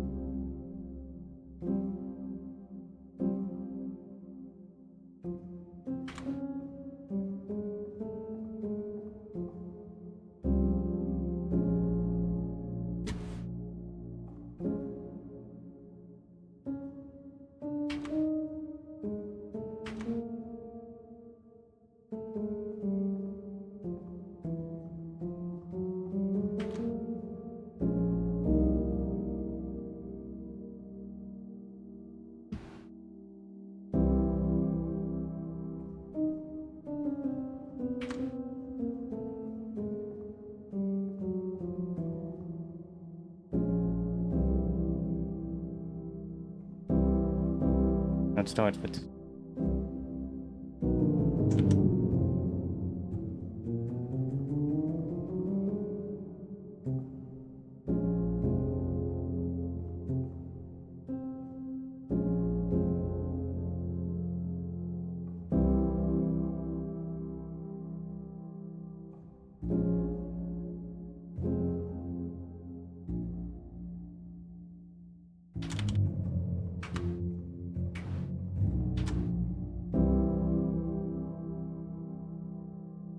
Let me... Oh, I saved. That's fine. Let me do this a little bit quick.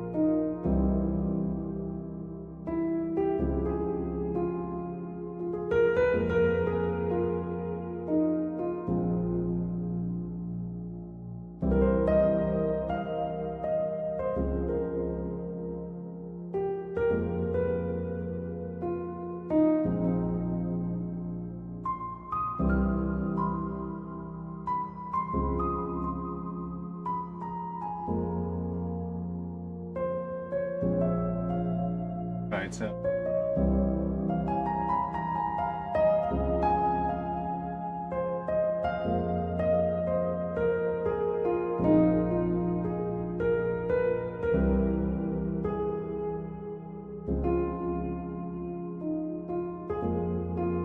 The latency is a bit high, but...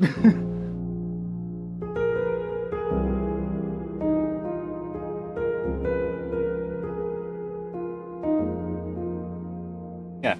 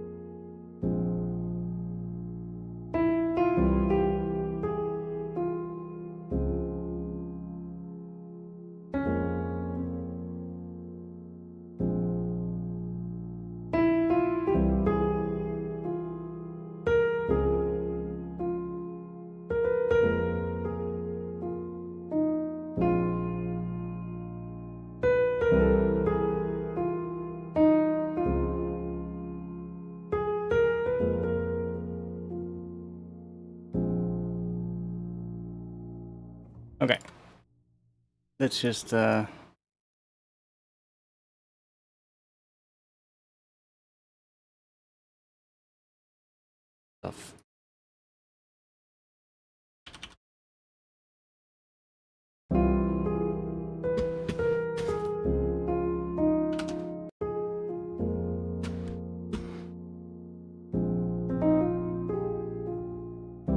Okay, probably remove that wrong note real quick. Where is it? Where are you? Oh, there's a wrong note. There.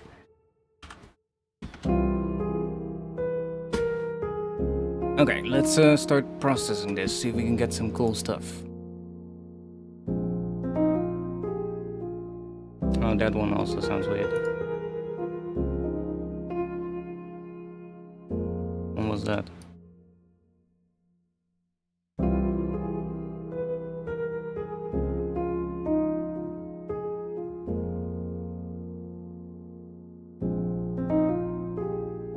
There.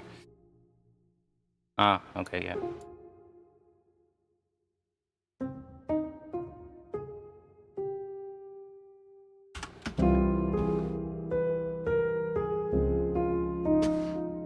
It's not really in time, but it doesn't really matter.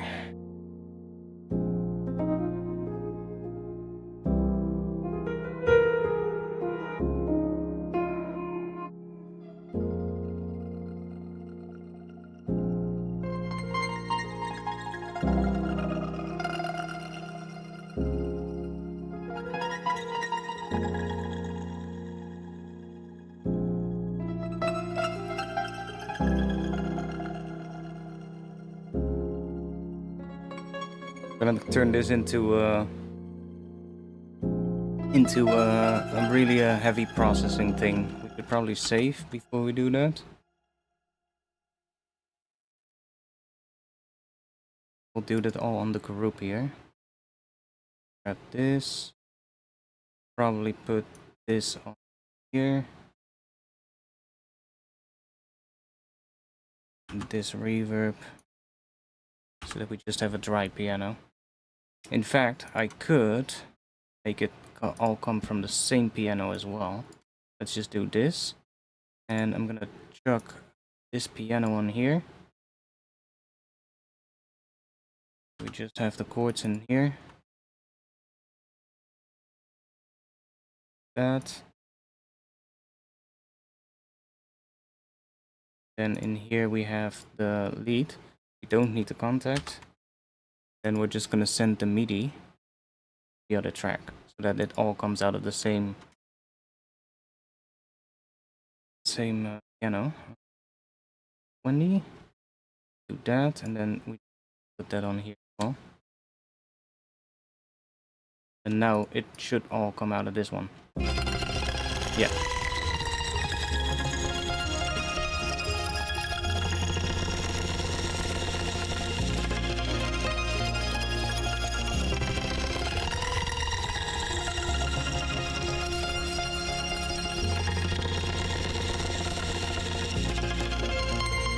Yo, medic.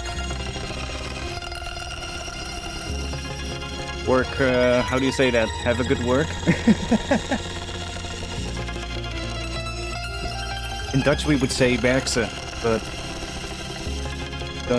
doesn't really work in English. So I guess have a good day at work.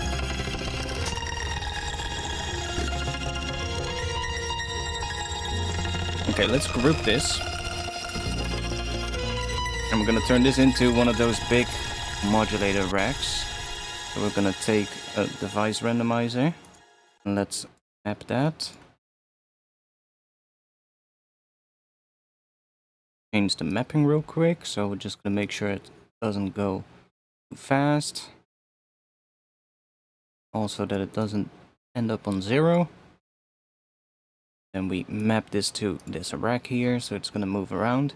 And then we can do, let's say, the OTT amounts. Probably gonna be a good one. Oh, nice. Good thing I saved. Good thing I fucking saved. That's the one thing. Ableton doesn't really like this device if you get to a bit of a bigger project file with more stuff going on. Moment.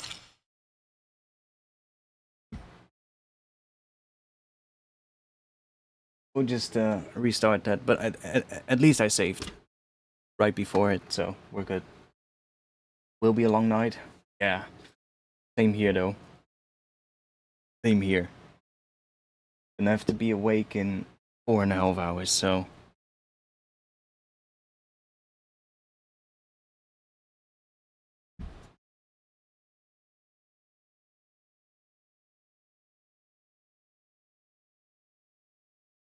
Also a good thing for Ableton to just reset itself every once in a while, right?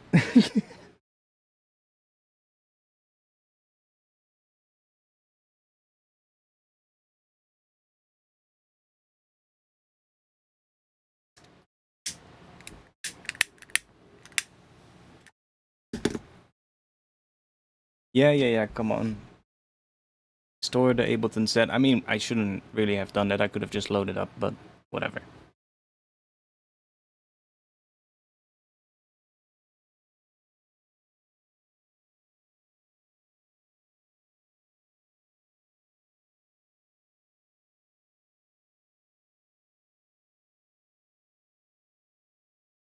Okay. Okay. We're back.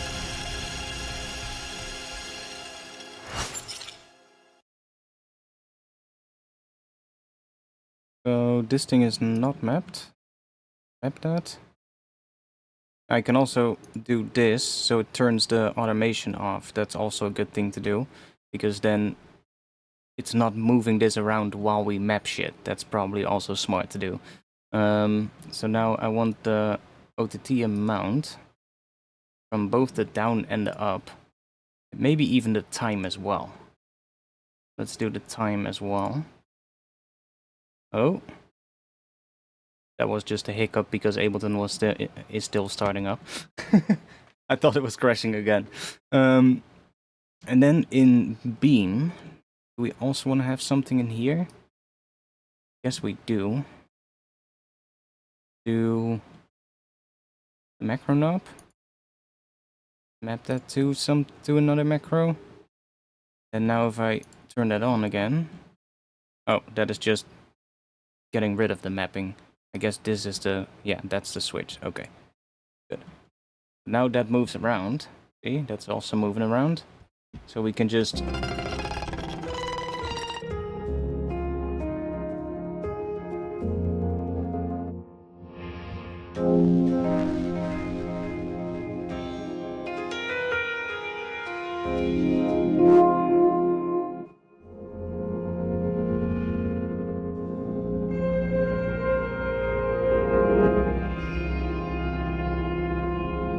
Best place to get in touch with me is just Discord, mate.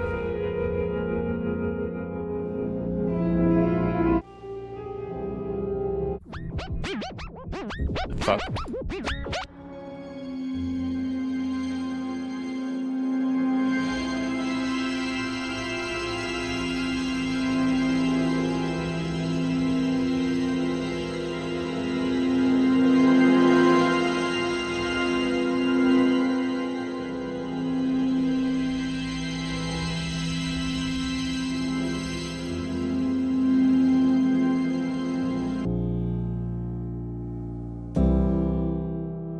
Or something else than Beam.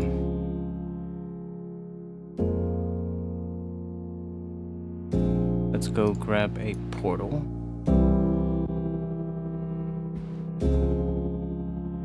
And we're gonna make you a bit smaller. Come on. And let's configure this. Wanna have the dry wet as well. And we're just gonna make these two move around. That one. Okay, so this thing is moving around. And then we can start mapping that here.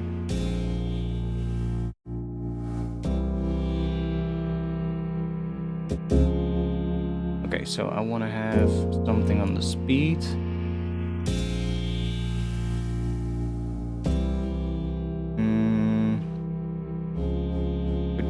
density maybe?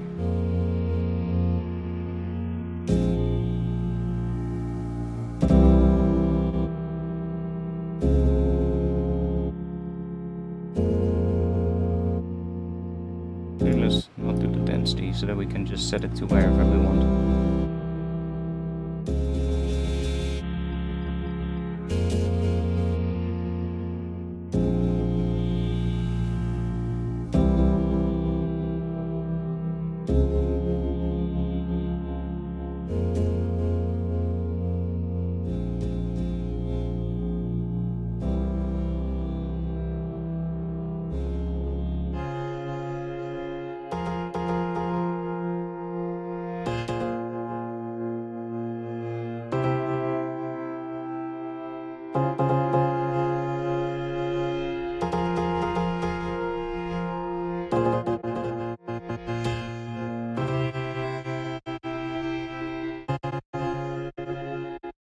That's nice.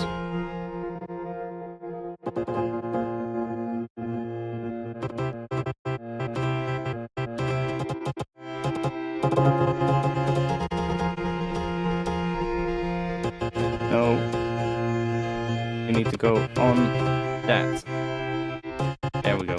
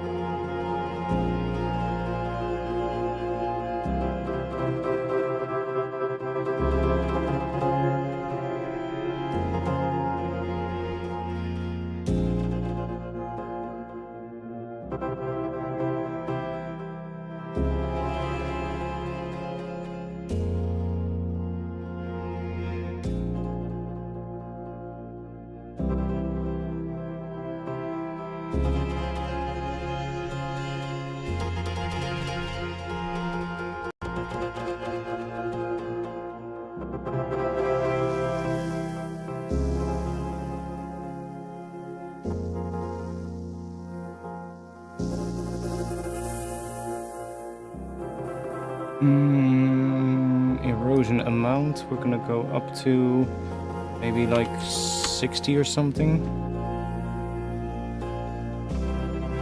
Then the width, I'm gonna go, that's alright. Maybe the height can go less. 40.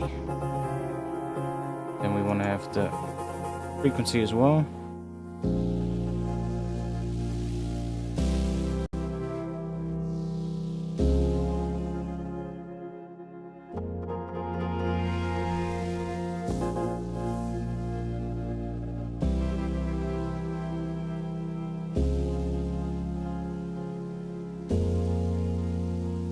What other things do we have that could be cool?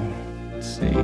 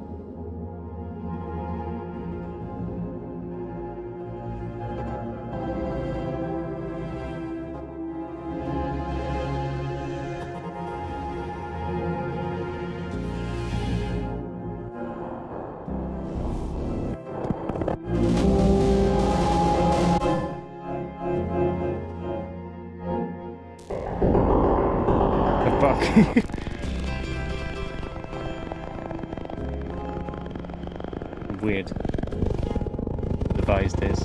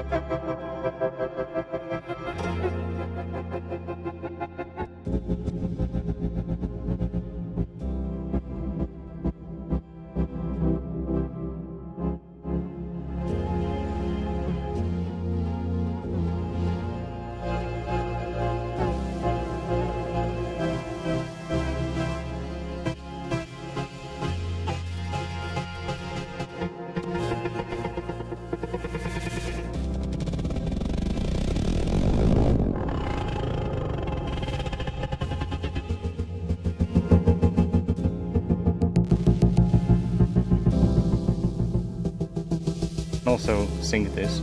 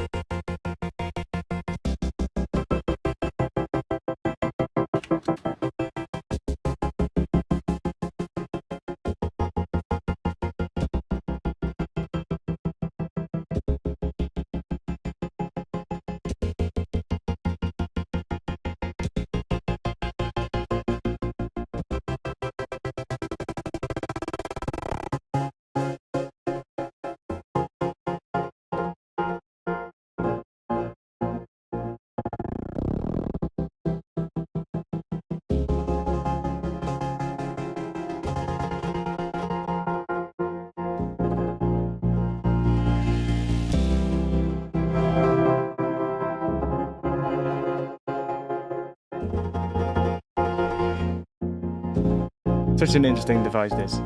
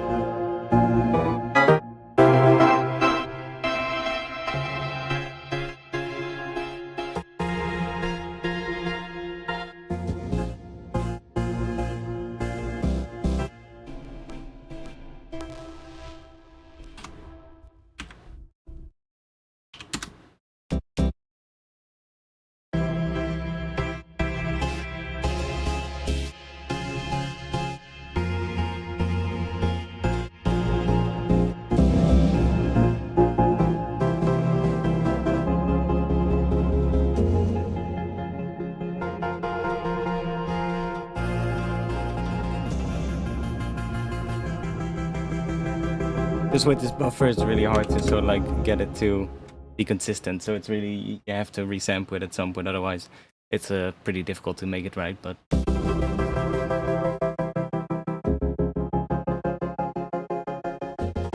mean, that kind of works.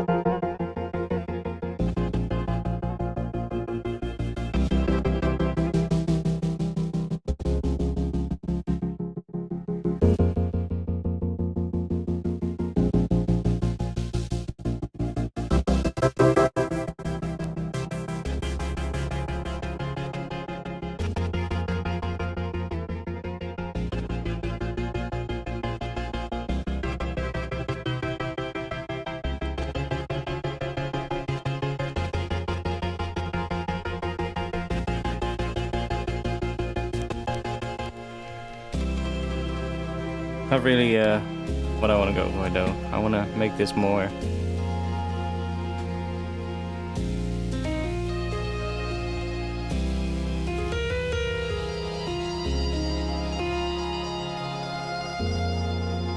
Porto's also a bit much.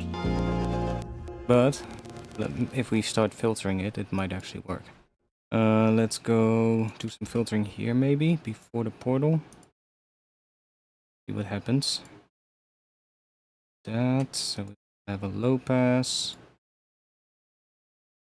High pass, they also move pretty quick still.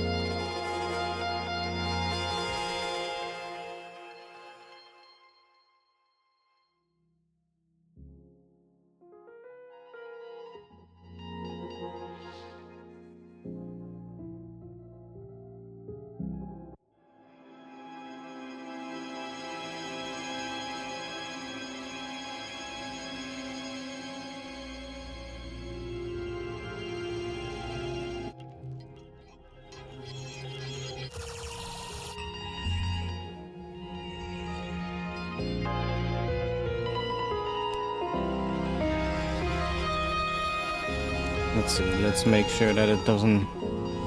Where are the frequencies here? Frequency 1 is low pass, okay. So that one is not going to close down all the way.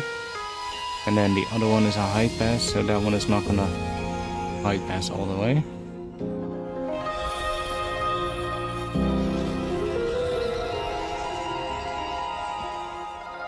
So this portal, if we change that one, it already will change quite a bit. But before I do that, let me save this preset.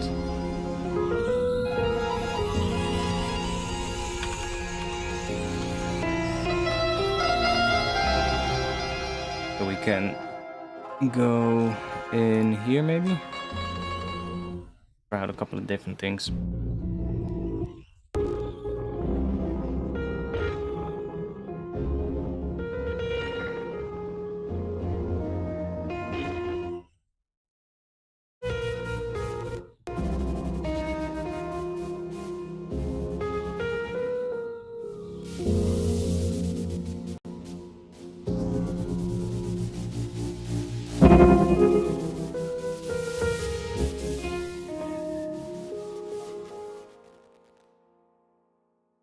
not switching? Fuck. Probably because of that one.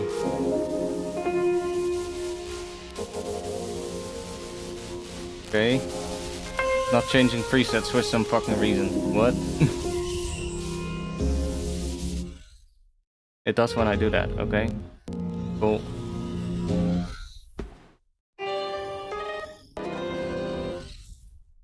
I wish there was a way to lock the pitches in Portal. 2 octaves.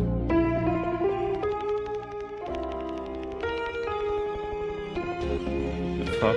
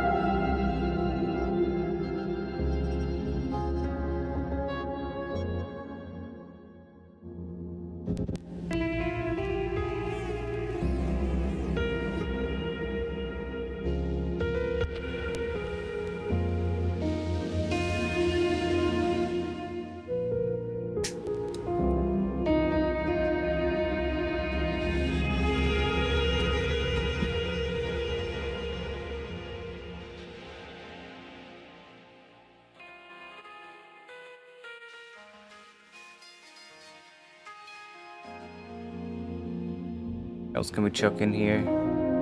Make it weird. Let's grab you. Unsync it.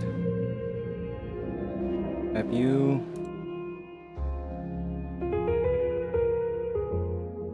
Feedback.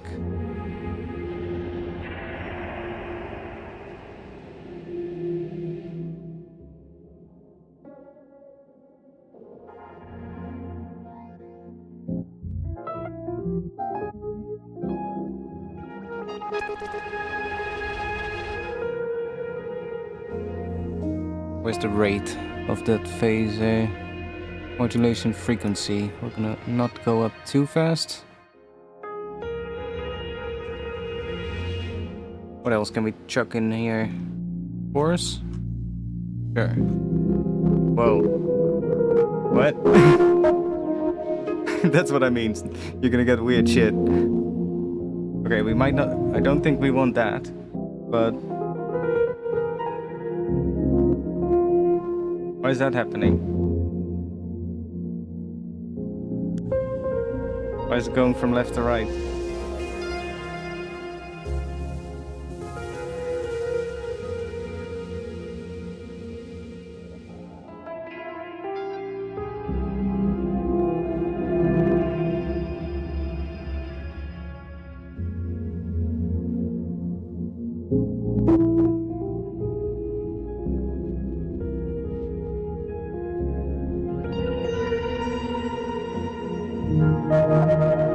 is it going from left to right? Also, I'm gonna make sure that this doesn't clip into the master, because then we get that nasty sound. The thing. Chuck a limiter in here.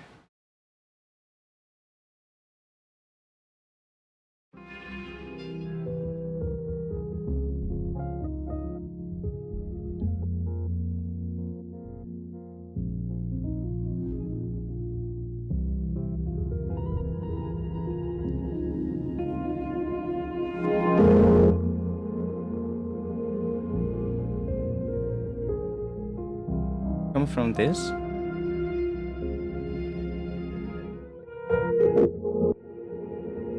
Yeah.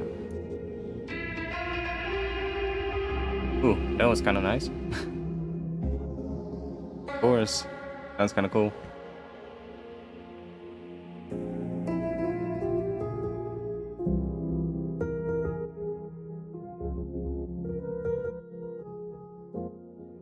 What was doing that weird stereo thing though?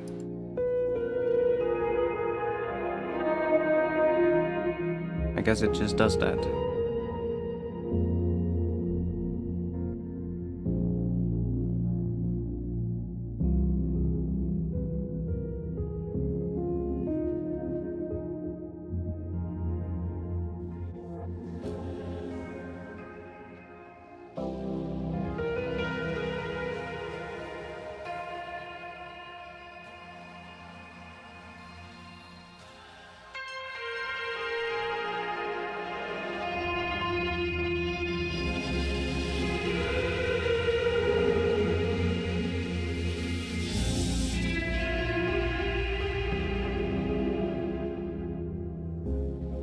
Make the phaser dry wet not go up to 100%.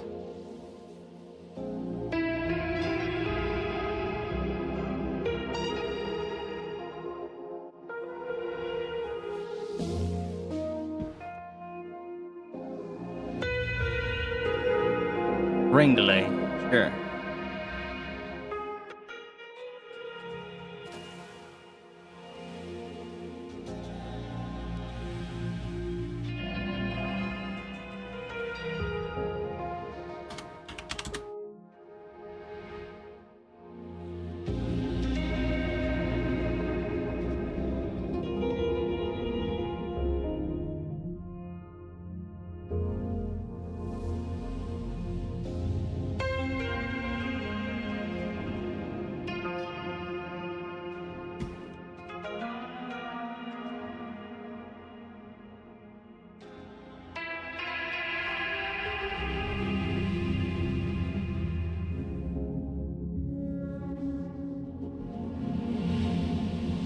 Weird sounds now.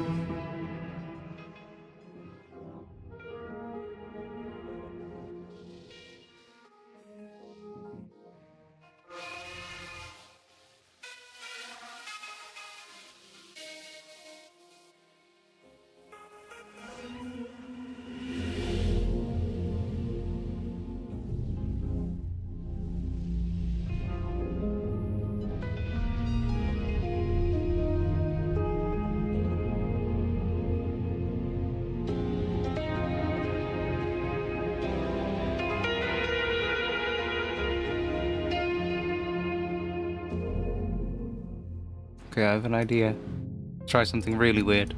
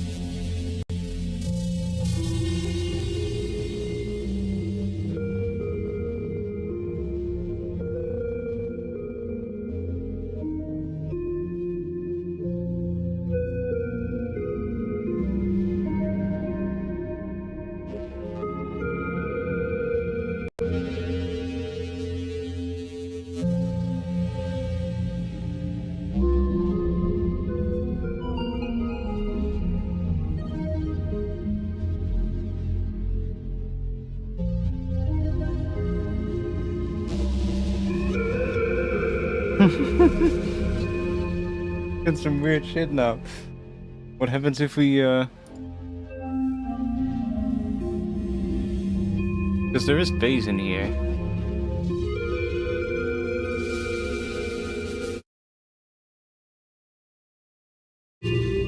Ableton is getting slower and slower with every plugin I add now.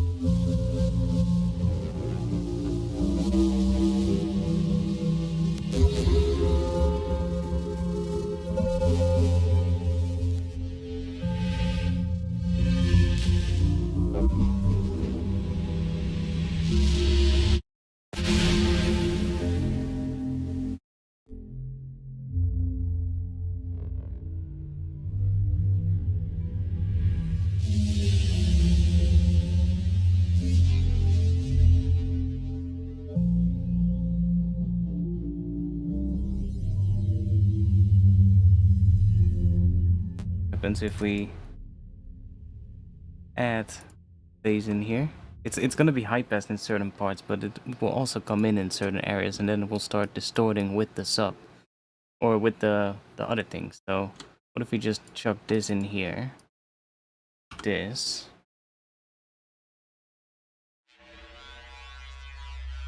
We turn everything off. See what we're doing? Right, so what if we just really low note? Just make that decay.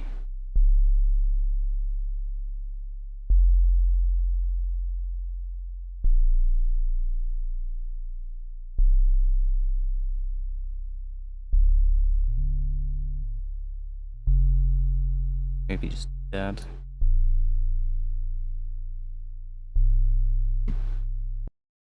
Doesn't matter too much. And then that will run into the same processing with everything. So what happens then?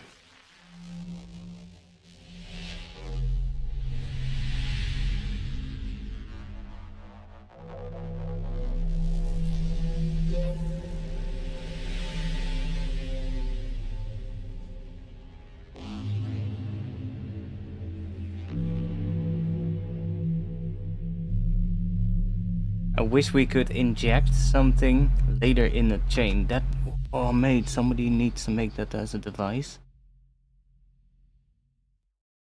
Somebody needs to make an Ableton device that you just enter somewhere in a chain, and then you can select an audio input as a source, and then it mixes that into that chain at a later section or something. That would be sick.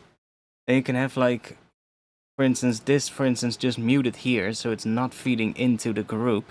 And then you can have a device sort of like on here, or not even, just a device that you drag somewhere in here, where you select an input, and then it takes the audio from that and mixes it into whatever, wherever you have. That would be so cool if somebody could make that.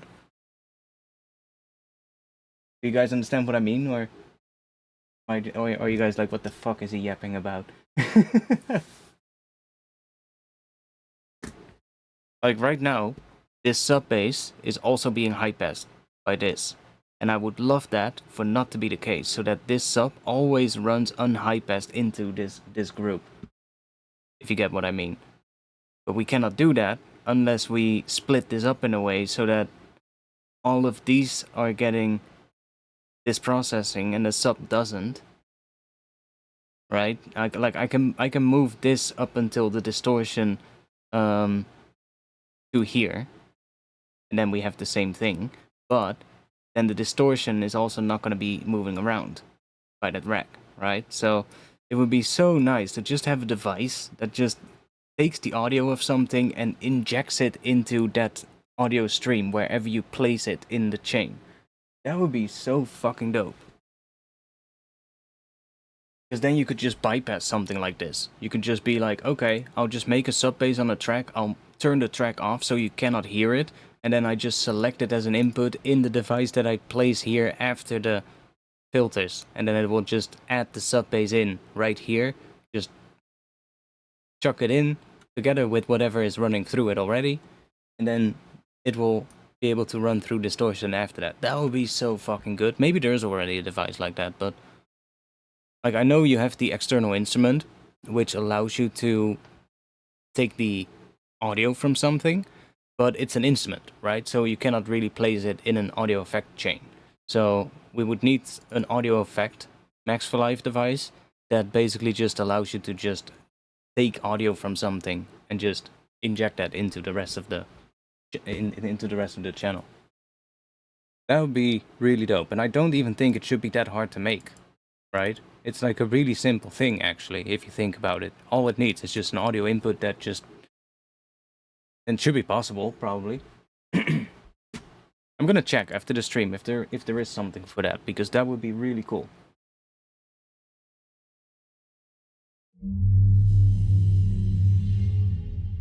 Okay, let's make this go through it as well.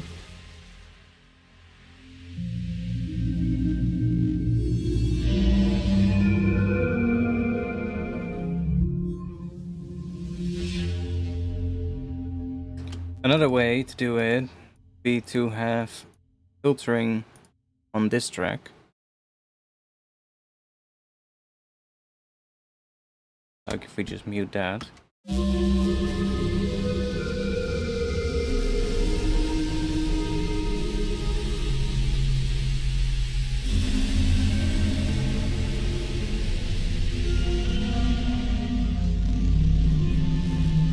It's still doing something even though it turned off, because what the fuck is happening?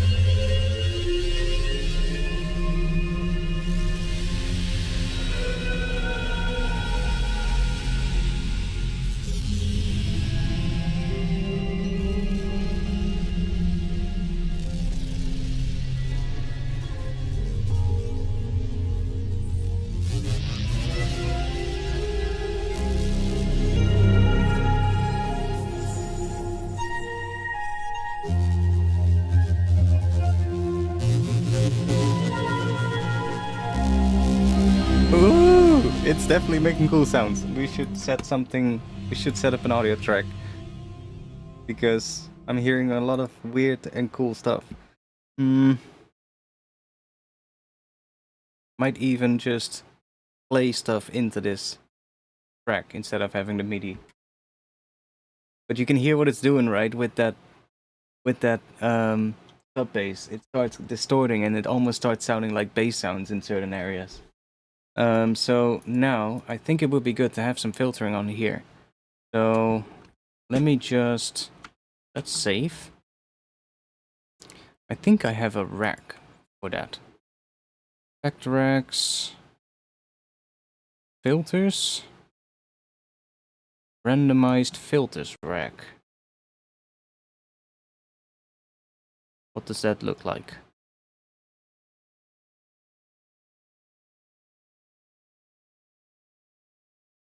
Okay. That's going quite quickly. Jesus Christ. Okay, let's not do that. That's maybe a bit much. We don't need that many LFOs. We can just do it with one device. If Ableton wants to respond, that is. Okay, there we go. So we're just gonna do some filtering on this track now. So let's just do a high pass and a low pass to begin with. And then we'll group this, and we need a device randomizer. Modulators, device randomizer. We'll just map these real quick. I think I have a rec somewhere for this as well, but can't be bothered to look for it right now. So just do that. And then we map you here. Let's do that one. Want this one. So those are going to be moving around. Let's do 2 is the low pass, so 2 is not going to go down all the way, and this one is not going to go up all the way. Okay, maybe also a notch, just like we had with the other one. Yo, Angelite. So this piano should now be, or well, what's left of the piano should now be filtering.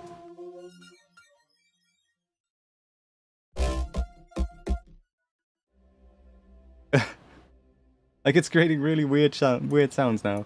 So if I do group 19 and just set that to record, do post effects.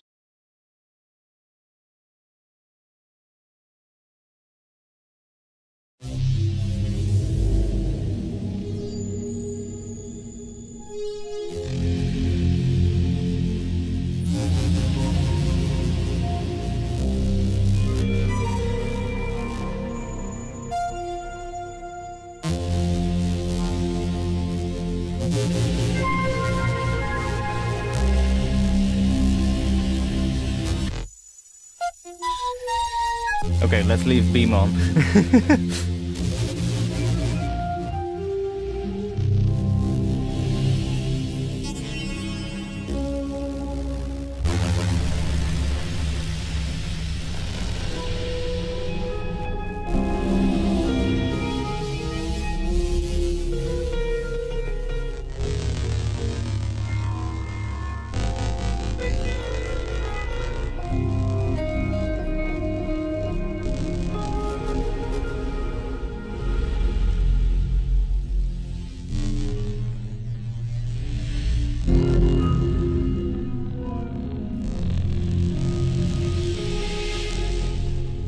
We are gonna bring this filter back as well.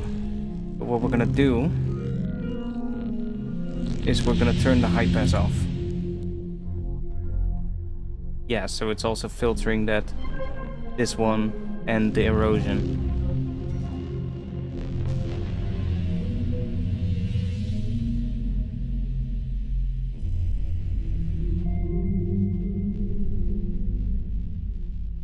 Maybe we don't need the low pass on the other track. This one's also going really slow, so let's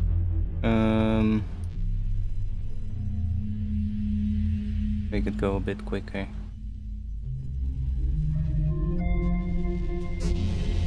Then if we turn the low pass off here, then it's still low passed, but not as much.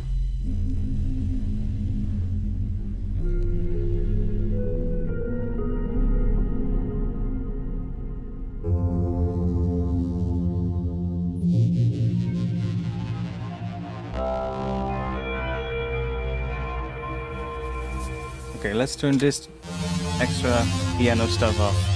See what we get. Ugh. Now we got weird shit. Yeah, these are definitely cool sounds.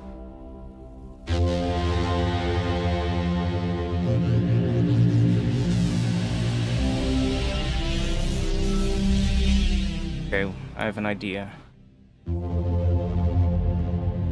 Grab this. Let's make them a little bit longer.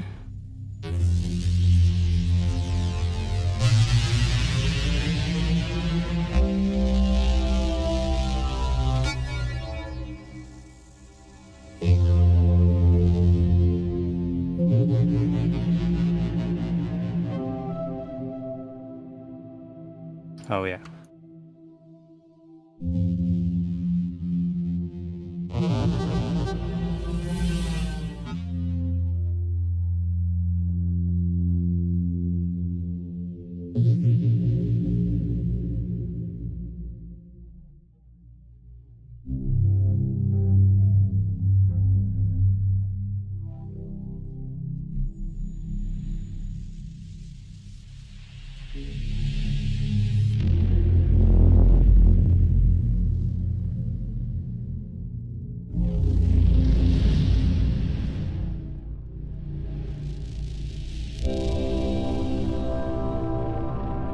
Oh, I don't want to record MIDI here.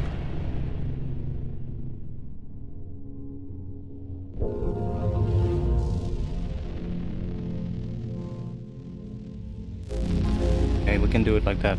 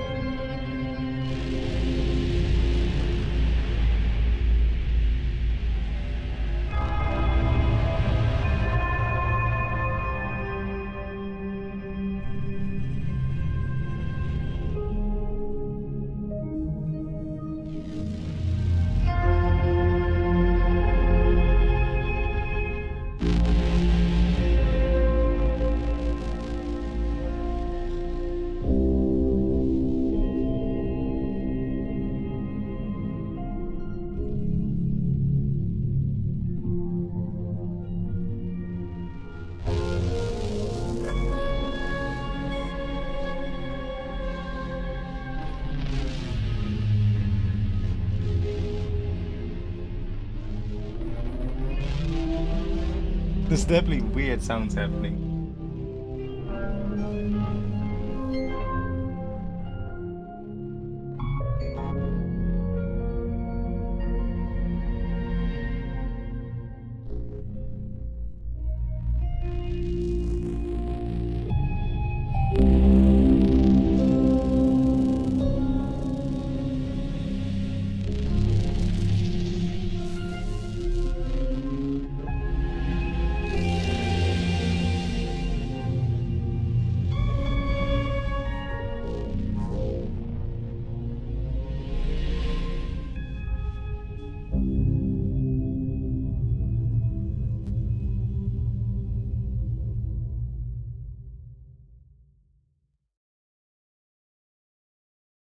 I'll just chuck it down here. Very cool.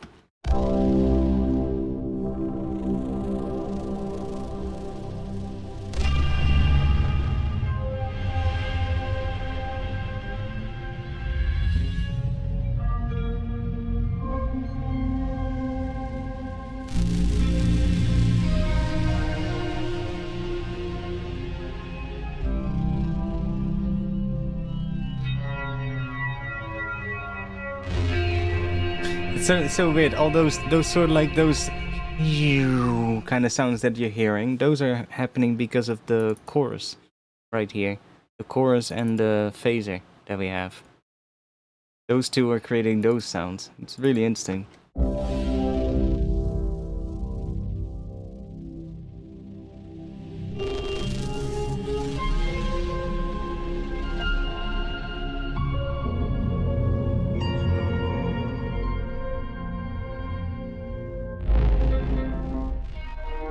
I love sounds like this. It's so they're like really textural And that's so nice.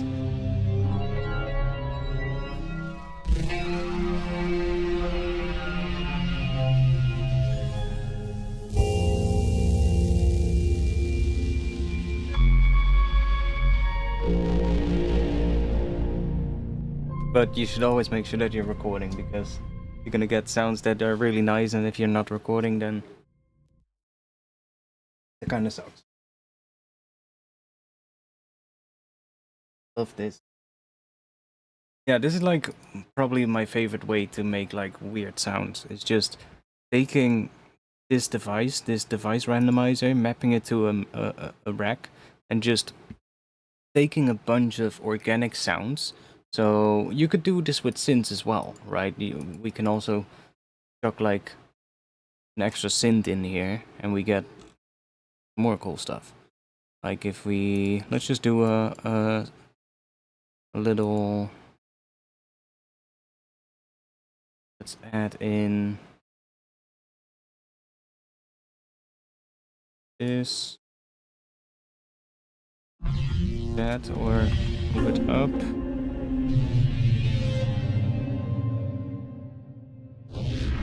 That, why not? And let's do an arpeggiator, and it's only gonna play once, so once.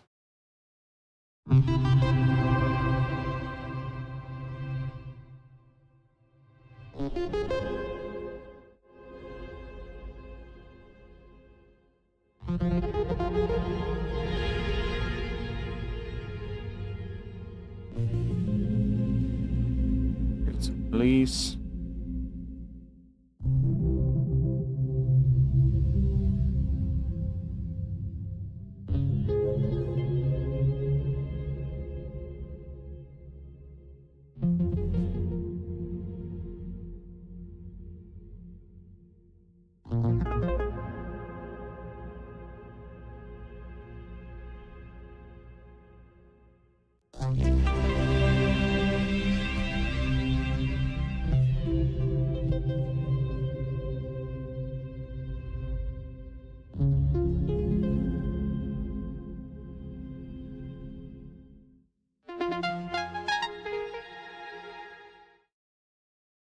Sure, let's just add it in there and see what we get.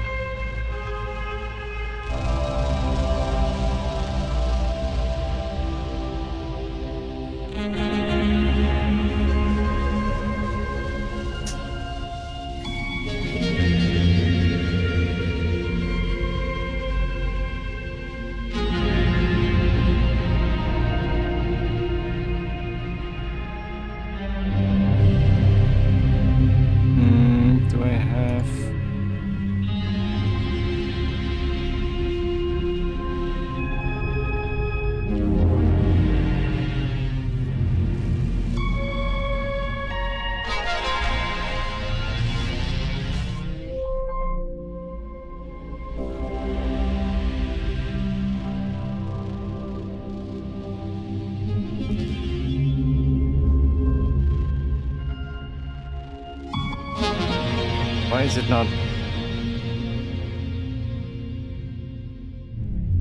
That's weird.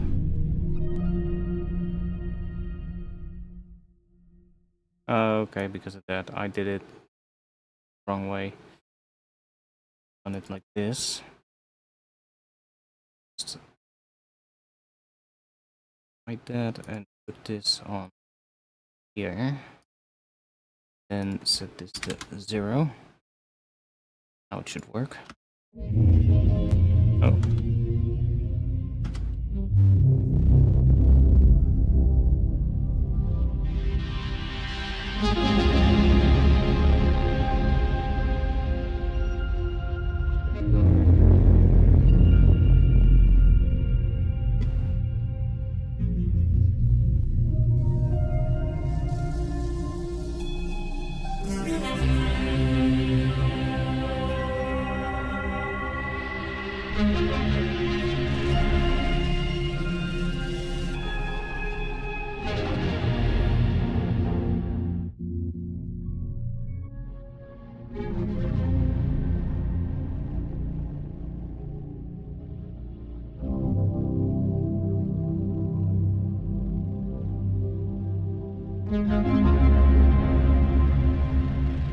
It's actually pretty nice with synths as well.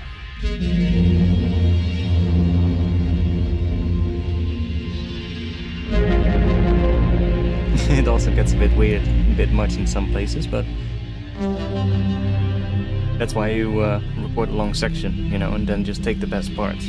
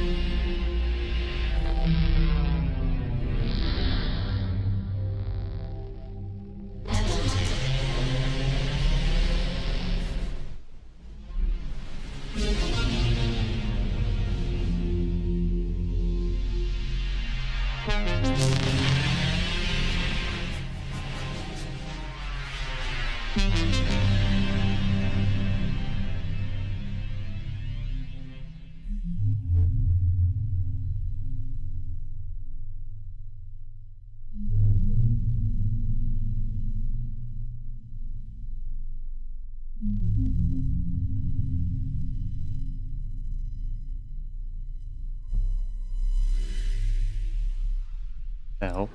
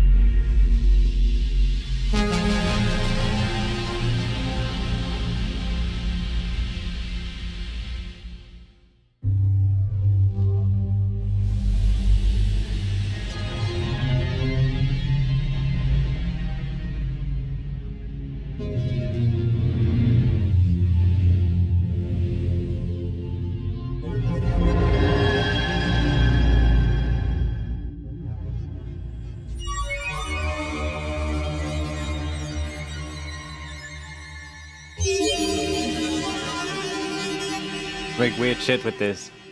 Like...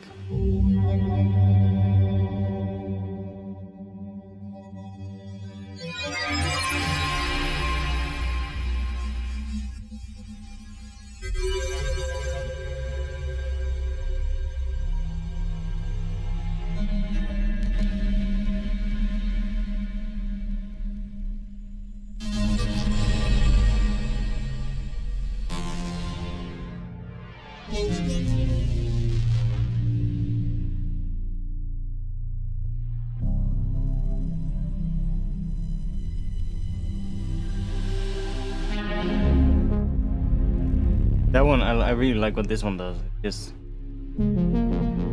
gives it a really interesting like texture in a lot of places. And depending on the sound, sometimes you want to be on the odd harmonic one, and otherwise sometimes you want to be here. But on this one, it sounds good. On this one.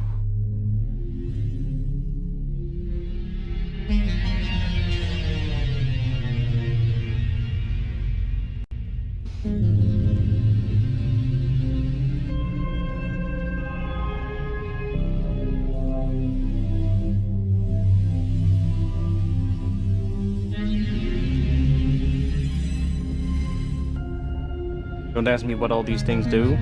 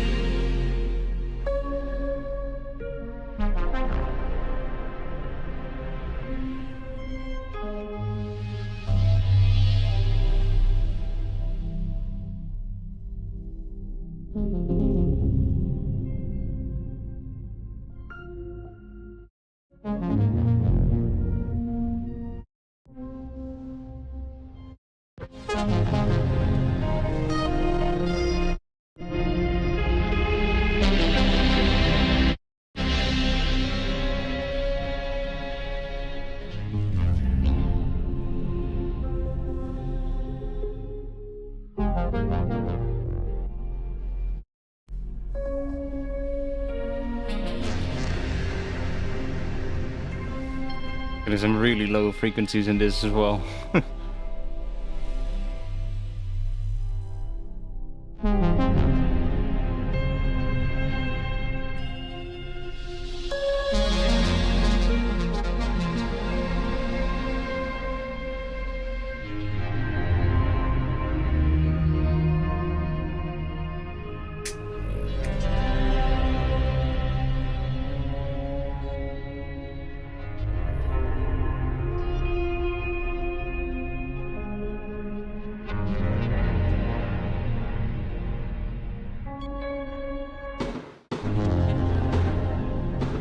What the fuck are people firing fireworks outside for?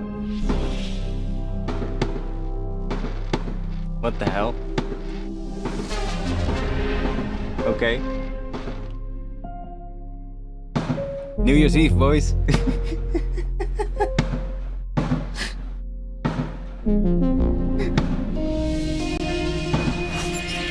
What the hell? Apparently it's New Year's Eve here.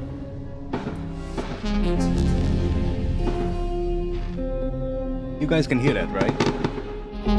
Yeah, you can definitely hear that. I see it on the mic. What the hell?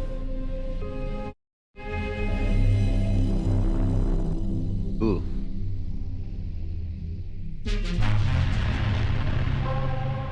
Ooh.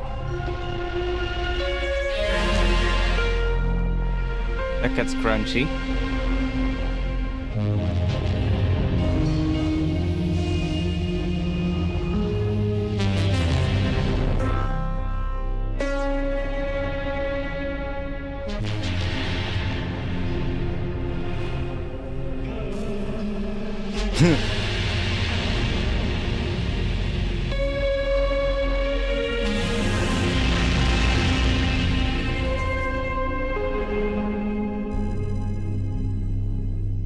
I need to piss like crazy. So I'll just let this play. I'll be back in just a bit. Thought it was just in the music. No, it was actually outside. I don't know what the fuck that was and why people are suddenly firing fireworks.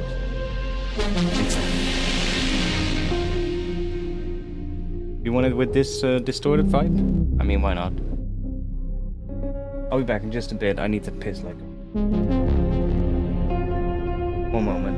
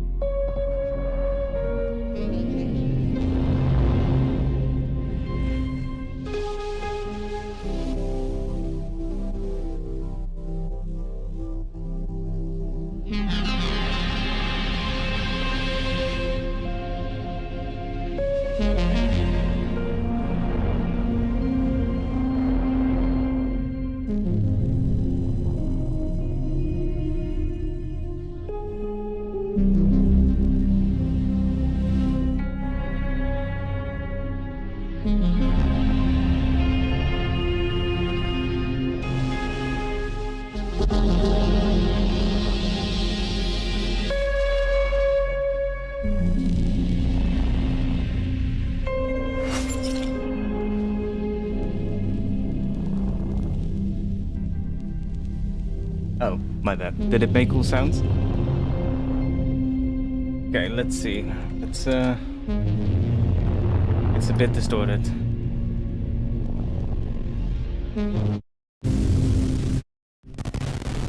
No, even more distorted.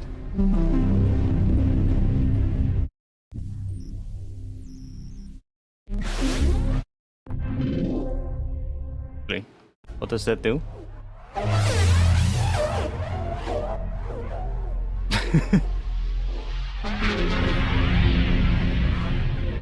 Make the weirdest sounds this way, man.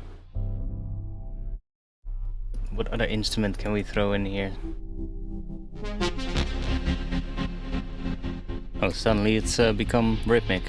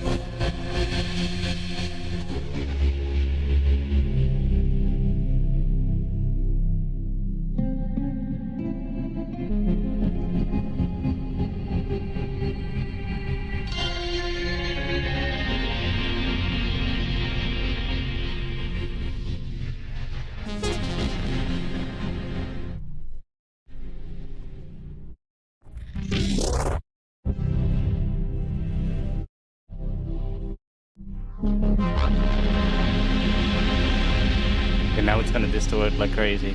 But it might actually create some really interesting things.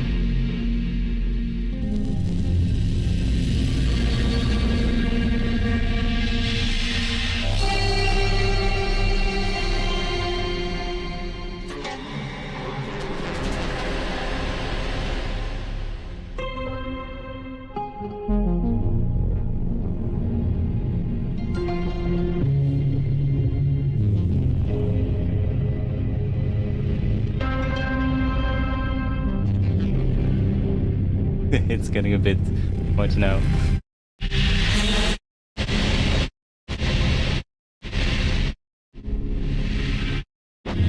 These are all a bit much.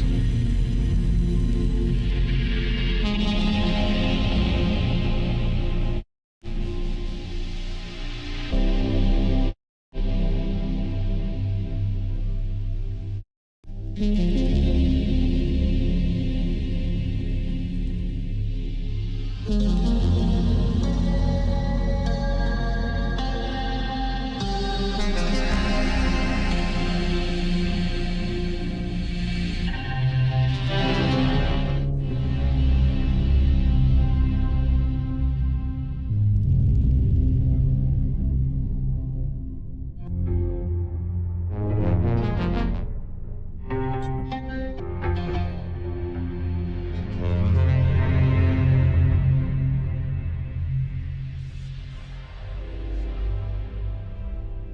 me do another.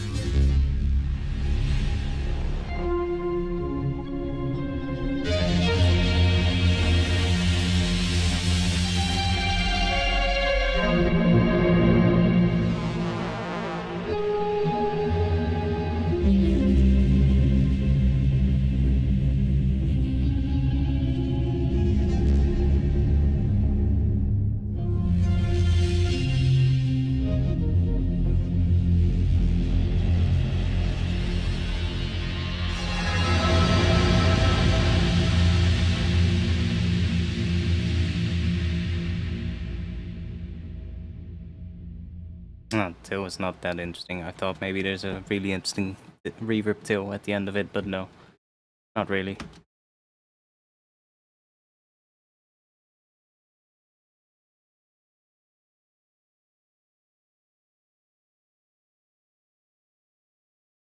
I got distracted a little bit making this thing, but hey, whatever.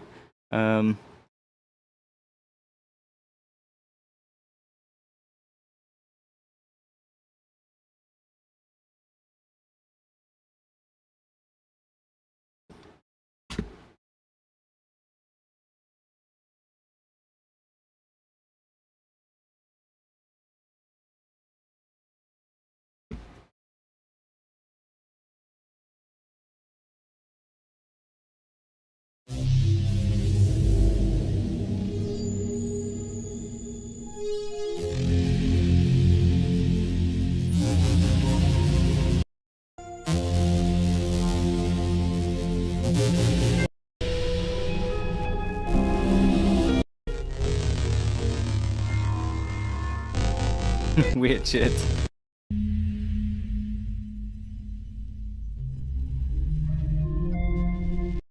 I'll probably do another resample round, but then probably tomorrow or something.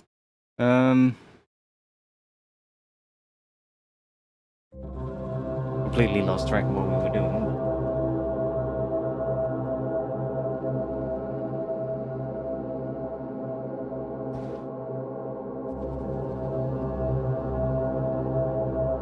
That's the vibe we had in the intro. Or at least that's the vibe that we made.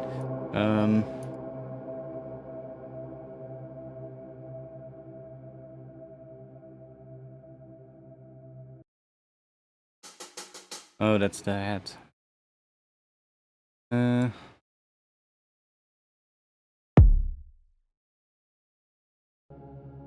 Yeah, there's not really any structure in this, to be honest. What is this? Those are all the low things. I can kind of get rid of that. Doesn't really matter. I know what notes work in this.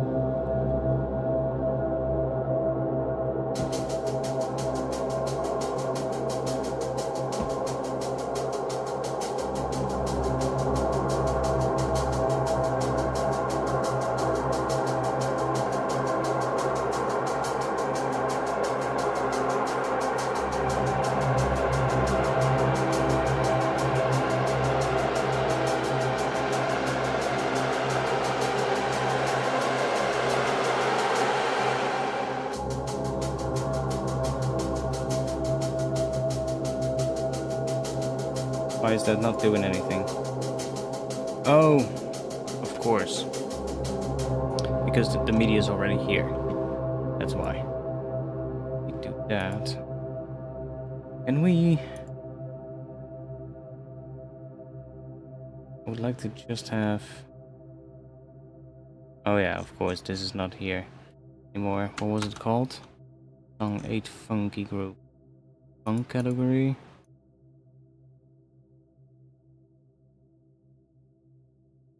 Yeah, I know. I need to figure out why it's doing that. Here we go.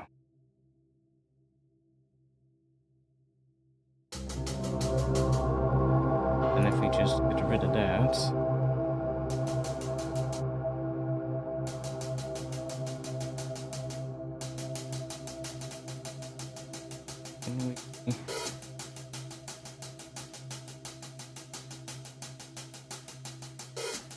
There we go.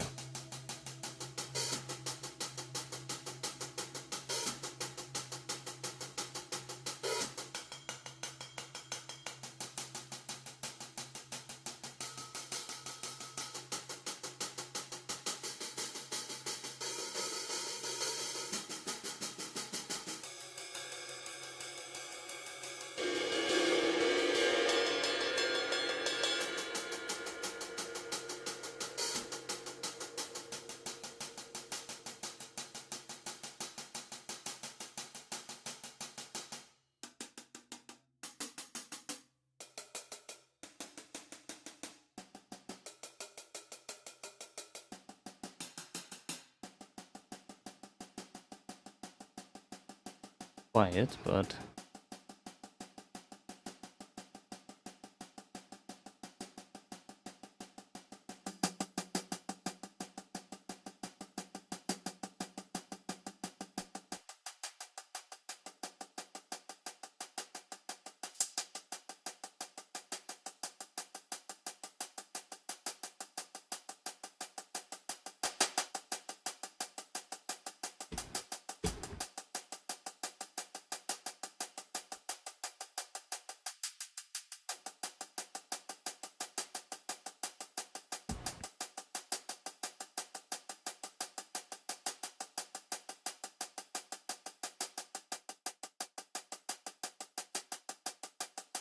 probably wise to not do that, because if we want to have open heads, then see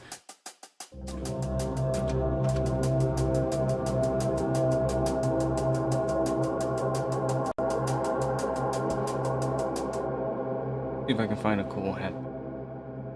Okay.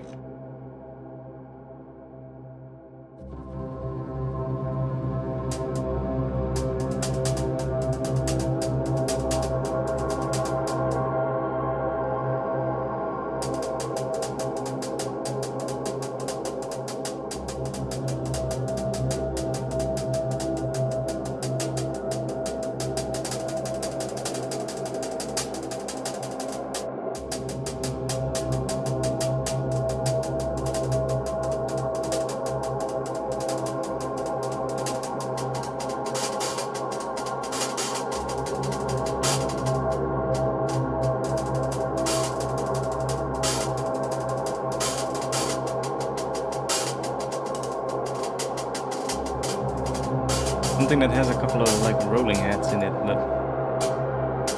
these are all like really straight. Okay, that's a little bit more like it, but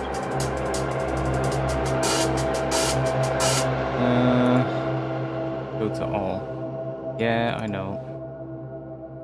All. There we go.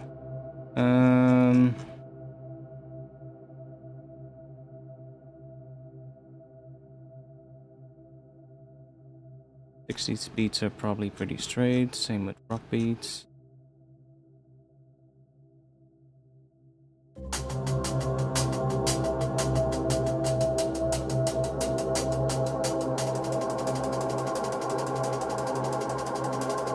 Oh, that's actually a pretty nice 16-note head pattern. I'm actually gonna let me make sure that we have that one. That one actually sounds pretty good.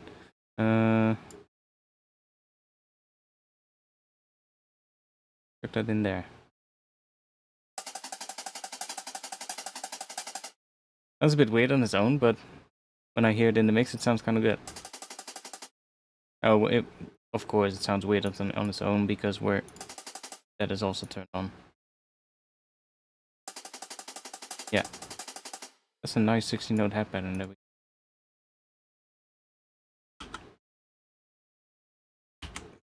That.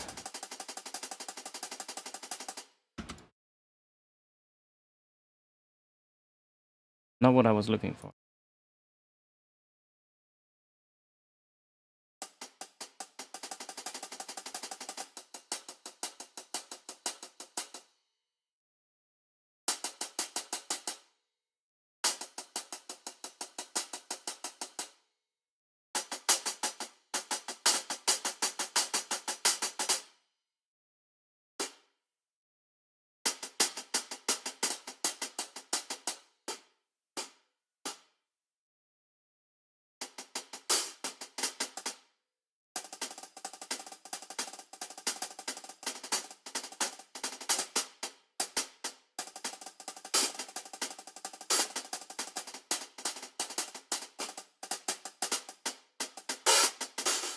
I mean, at this point, probably quicker to make it. It's just really hard to make things, or it's not hard, it's just a lot of fucking work to make acoustic drums sound not, how do you say it? Robotic. That's when it can be helpful to just grab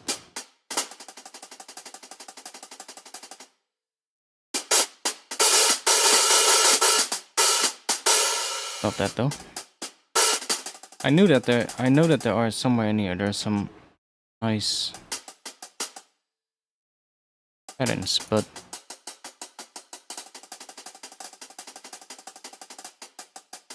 oh yeah, here these are also pretty decent.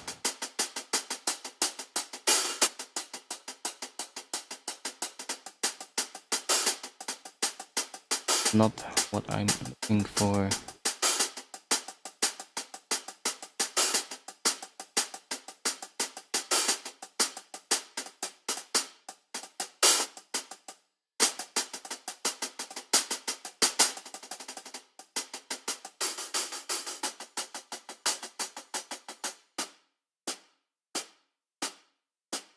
What is like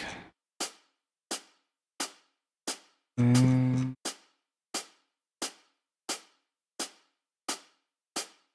all the way at the fucking bottom, of course.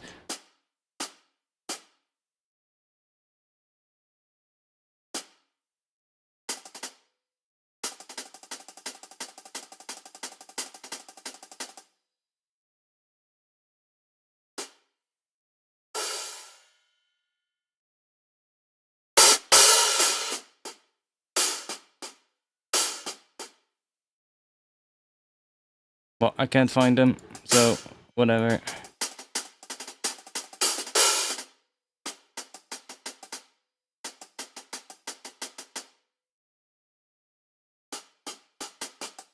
I know they're in here somewhere, but I don't know where. It's also 1 AM and I probably have to stop streaming because, like I said, I have to be awake at 4 AM. If I want to get a little bit of sleep, then this is probably when I need to stop streaming. It was fun though. We made some weird sounds and there's a mosquito inside. Well, I will be streaming more this week probably because I don't have to work. So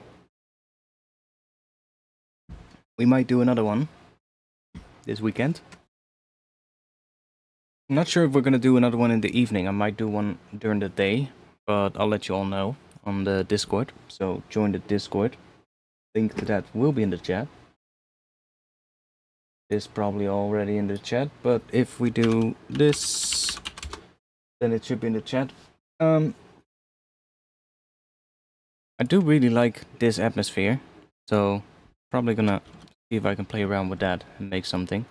I still have an idea for like a drop, but we didn't really get to that today. I didn't really want to do that today, so that's why. But I do have a bit of an idea of something that I do want to make. And this atmosphere kind of fits that, I think. So, I'll see. Anyways, thanks for being here. I'll be in the Discord. I'll let you guys know when I go live again, so check out the Discord, just be there. Keep the notifications turned on, otherwise you won't know. Or just, you know, of course, subscribe to this channel and click notifications on that way, then you should also be notified. Thanks for watching. Medic, thanks for the donation, by the way. And yeah, I will see you all in the next one. So without further ado, peace.